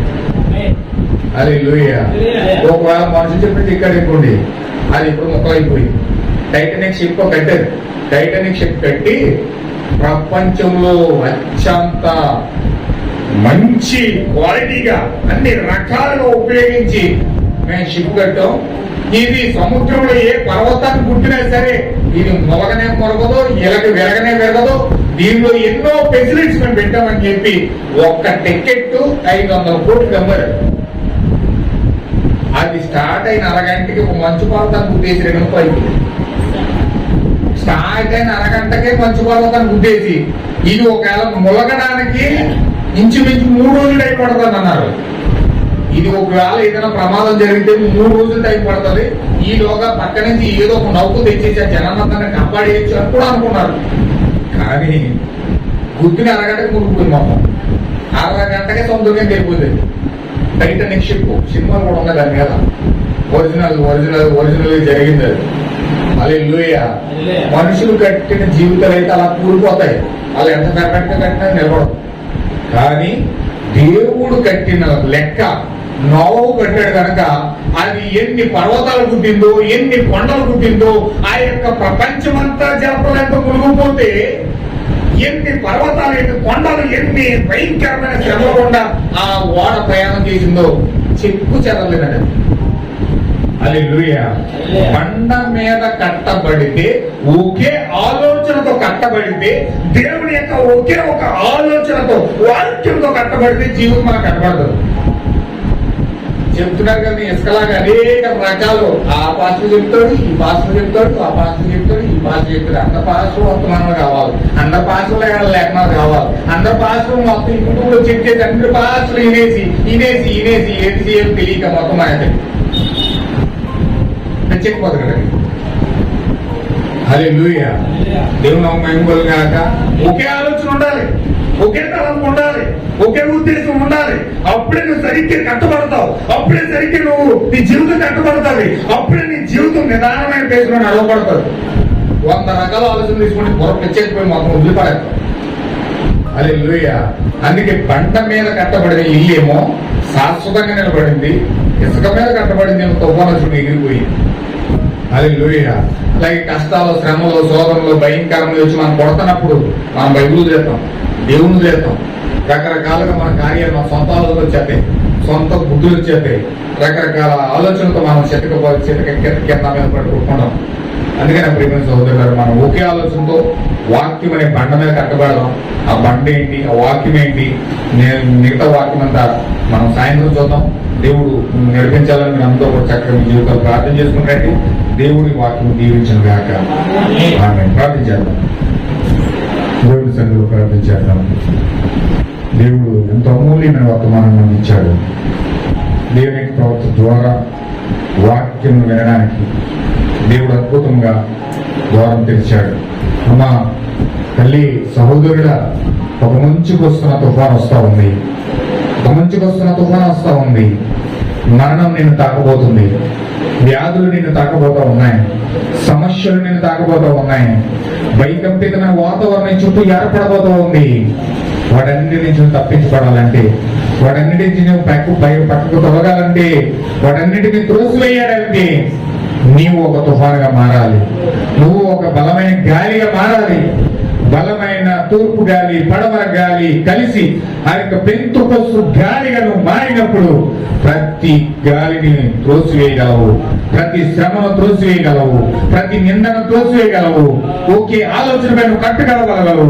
బండ పైన నీ జీవితాన్ని కట్టుకుంటావు, బండ పైన నీ జీవితాన్ని కట్టుకుంటావు సోదరుడా.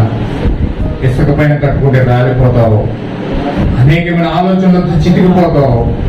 ఏ ఆలోచన బట్టి నువ్వు నడుచుకోవాలో తెలియదు. ఓ నా ప్రియమైన సహోదరుడా, ఒకే కాపరి, ఒకే ఆలోచన, ఒకే తలంపు, ఒకే ఉద్దేశము, ఒకే వాక్యము పైన నువ్వు కట్టబడినప్పుడు దేవుడు నీ అద్భుతంగా నీ యొక్క జీవితాన్ని కట్టి తీరుతాడు. నీ జీవితాన్ని ఒక దారికి, ఒక గమ్యాన్ని తీసుకొస్తాడు ఆయన.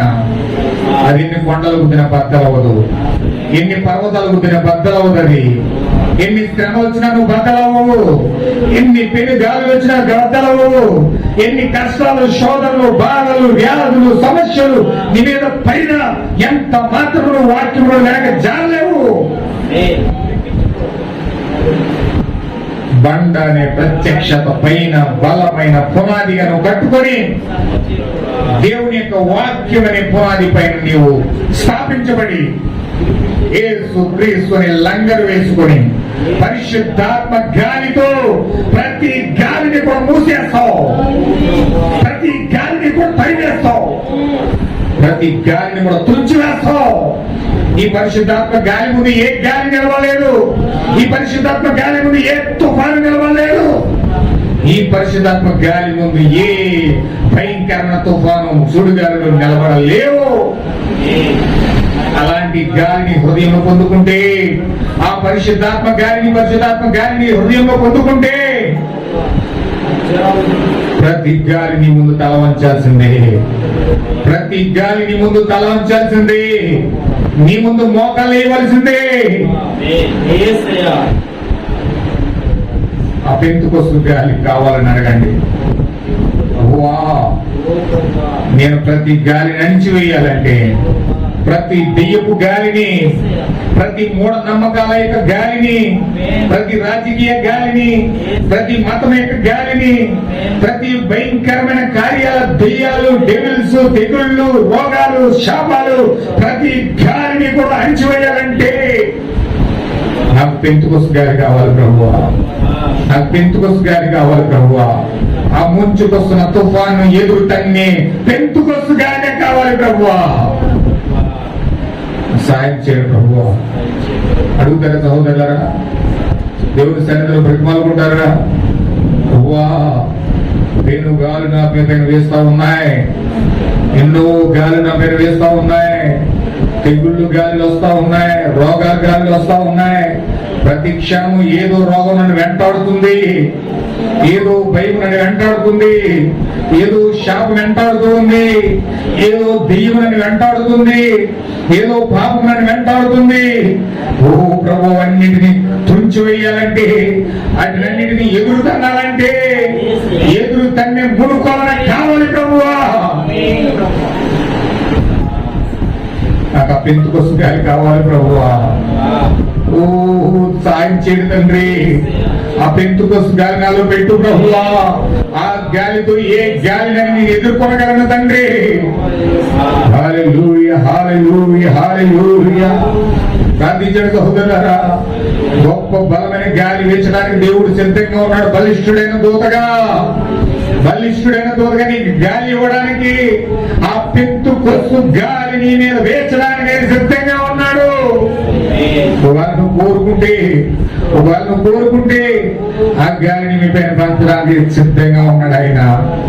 ఆ గాలి నీలో ఉంటే ప్రతి గాలిని తరిమి వేసి, త్రోసి వేసి, త్రుంచి వేసి ఆ తూర్పు పడవ యొక్క గాలి నీ హృదయం నుండి వస్తా ఉంది.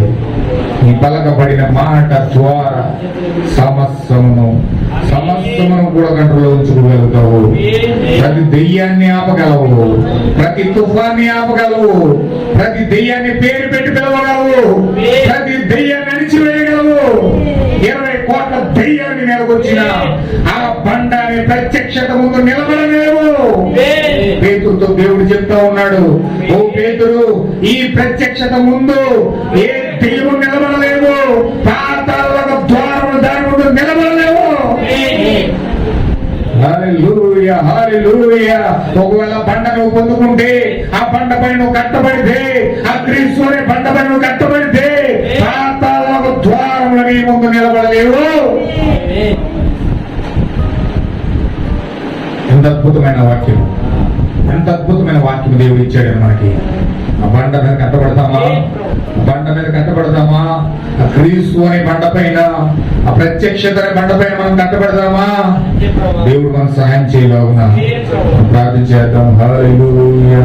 కోరుకోండి సహోదరులారా, మౌనంగా ఉండకండి. భోజాడని దేవుణ్ణి, బ్రతిమాలుకున్న దేవుణ్ణి, ప్రభువా పెంతుకొస్తు గారిని పెట్టి కుమ్మరించు ప్రభువా. ఆ మూర్ఖుడు వారిని నేను త్రోసివేయలేను ప్రభువా. ఆ మూర్ఖుడు తోసేశాడు ప్రభువా, వెక్కిరించాడు ప్రభువా, వెర్రివాడని పలికాడు ప్రభువా. కానీ అతను శవము కూడా దొరకలేదు ప్రభువా. ఓ దేవా, అతని మాట విన్న భార్య పిల్లలు కూడా సర్పము కాట్లు గురైపోయారు ప్రభువా. శవాలుగా రాలిపోయారు ప్రభువా. ఓ ఆ మూర్ఖత్వం నాలో ఉండకూడదు తండ్రి. ఈ వాక్యానికి లోబడిన మూర్ఖత్వం వద్దు ప్రభువా. నాకు సాయం చేయ ప్రభువా.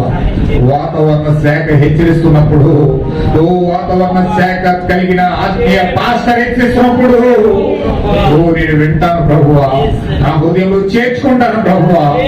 ఓ నాకు సహాయం చేయడు ప్రభువా, సహాయం చేయడు ప్రభువా.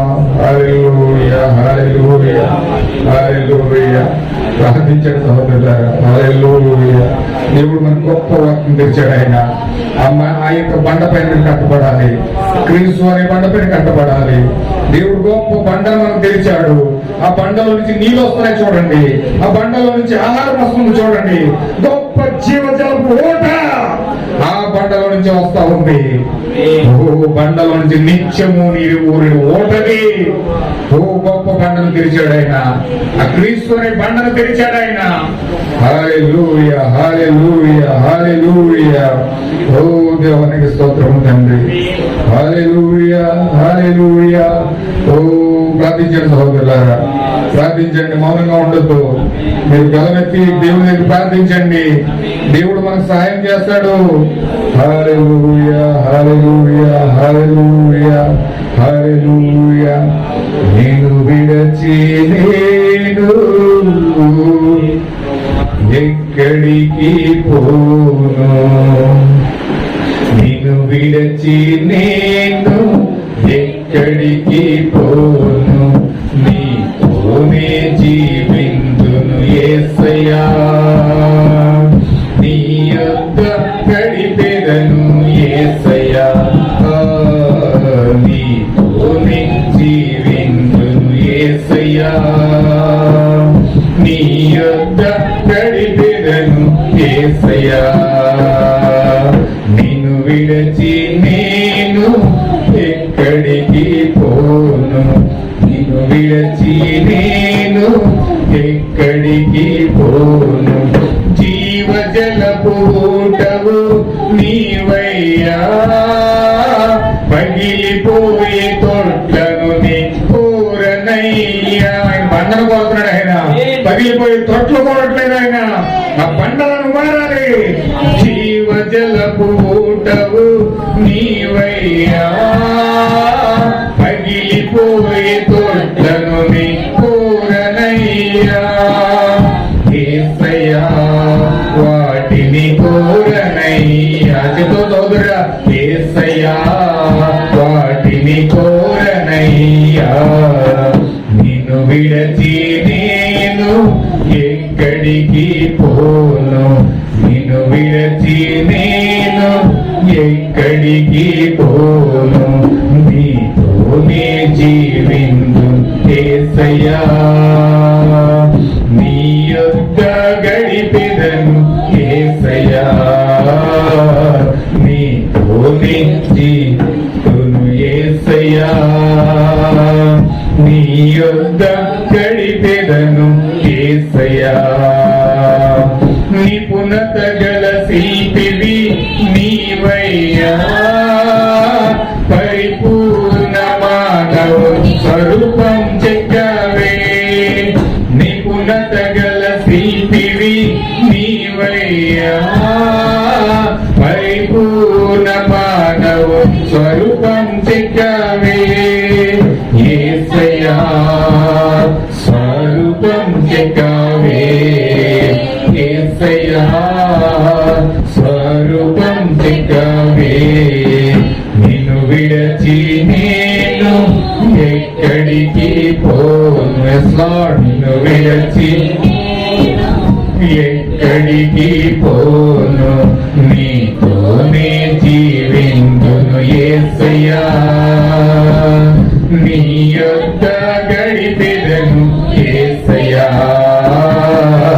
నీతోనే జీవిందును యేసయ్యా, నీ యొద్ద గడిపెదను యేసయ్యా, నీ యొద్ద గడిపెదను యేసయ్యా, నీ యొద్ద గడిపెదను యేసయ్యా.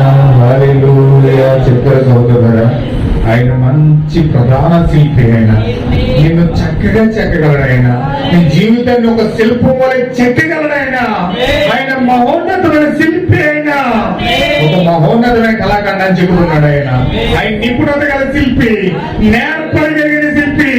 ఆయన ఎంతో చక్కగా నిన్ను ప్రధాన శిల్పిగా చక్కగా చెక్కగలడు, ఆయన వారి చేతులు పడి బండ మీద చక్కగా చెక్కబడితే చక్కగా చెక్కుతాడు ఆయన. ఒకవేళ ఆయన చేతులు పడకుండా సాతాను చేతులు ఉంటే నువ్వు ఆయన ఇసుకోవాలి చెక్కి నేను అనేక రకాల ఆలోచనలతో పిచ్చివాడిగా చేసి నేను భయంకరంగా ఇసుక మీద కట్టిన ఇల్లు చేసేస్తాడు. దేవుడు ఇల్లు కడితే దాన్ని కూర్చోబడేవాడు, దేవుడు ఇల్లు కట్టని ఎడలా దాన్ని కట్టుబడేవాడు. జ్ఞానవంతురాలు తన ఇల్లు కట్టుకుంటుందట. ఒకవేళ నీ హృదయం అనే ఇల్లు జ్ఞానం ఉంటే, బుద్ధి ఉంటే, బుద్ధిమంతుడు అనేది ఉంటే నీ హృదయం అనే ఇల్లు దేవుడు చెక్కాలి. దేవుడు నీ హృదయం అనే హృదయాన్ని చెక్కగలిగితే ఒక నిపుణత కలిగిన శిల్పిగా, ఒక నేర్పడి కలిగిన శిల్పిగా, ఒక మహోన్నతమైన శిల్పిగా, మహోన్నతమైన కళాఖండముగా దేవుడు నేను చెక్కడానికి ఇష్టపడుతున్నాడు. ఆయన ఒకవేళ సాతాను చేతులను పడితే ఇసుక మీద నేను కట్టేస్తాడు, పిచ్చి పిచ్చి ఆలోచనతో నింపేస్తాడు, వాక్యం నీ హృదయంలో లేకుండా చేసేస్తాడు, పేరుతో పానుకు కొట్టుకుపోయే ఒక పూరిపాక వల్ల నేను చేసి పారేస్తాడు. ఆ విధంగా కట్టబడ్డానికి ఇష్టపడదు సహోదరి. ఖచ్చితంగా వాక్యం మీద మనం కట్టబడదాం, బండ మీద కట్టబడదాం. నిపుణత గల శిల్పి అయిన మన ప్రభువు యేసు క్రీస్తు చేతిలోనికి మనం వెళ్దాం. దేవుడు మన పూర్తి జీవితాలు సమర్పించుకుందాం. ఎంతమంది సమర్పించుకున్నారు? ఎంతమంది సమర్పించుకుంటా ఉన్నారు?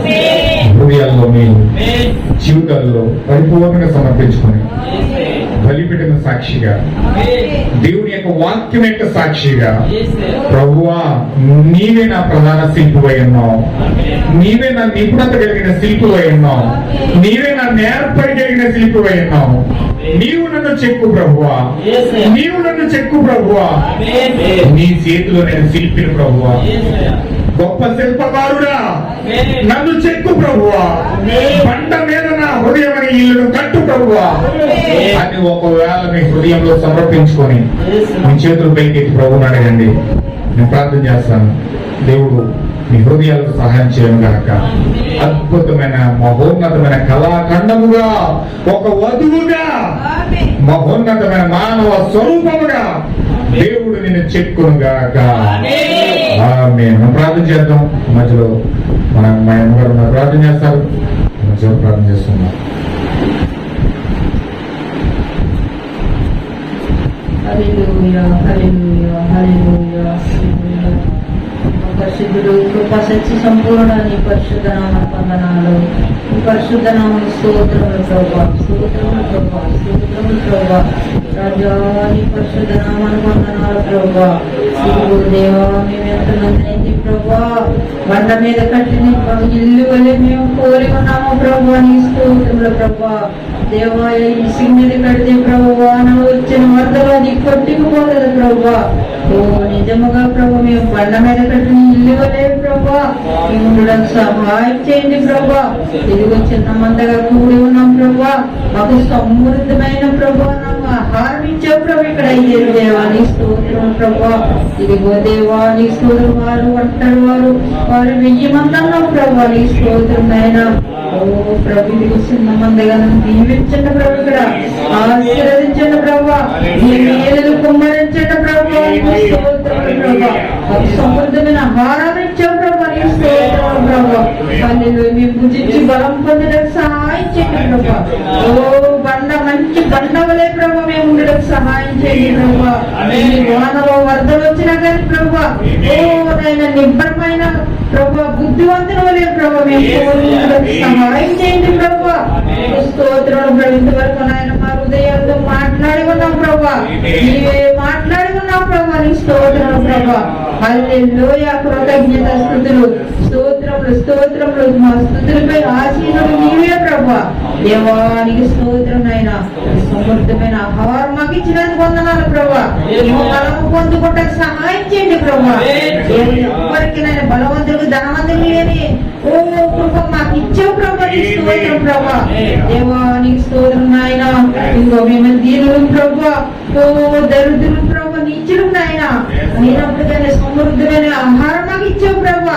ఓ ప్రభా అటు ఇటు తొలగిపోకుండా ప్రభా నిబ్బరమైన మనసుతో ధైర్యము కలిగి ప్రభా ఓ నీ బలం నీ ఎదుట బలమైన సైన్యం ఇచ్చినప్పుడు నువ్వు ధైర్యంగా ఉండమన్నావు ప్రభా. ఓ నిబ్బరము కలిగి ఉండమన్నావు ప్రభా. దేవాల్సిన మందని మేము దిగులు పడకనైనా ఓ చక్కగా ముందుకు సాగడానికి సహాయం చేయండి ప్రభా. కృపనేమన్నా ప్రభా. సమృద్ధమైన ఆహారం మాకు ఇచ్చేవని నమ్ముతున్నాం ప్రభా. నీకే మహిమ ఘనత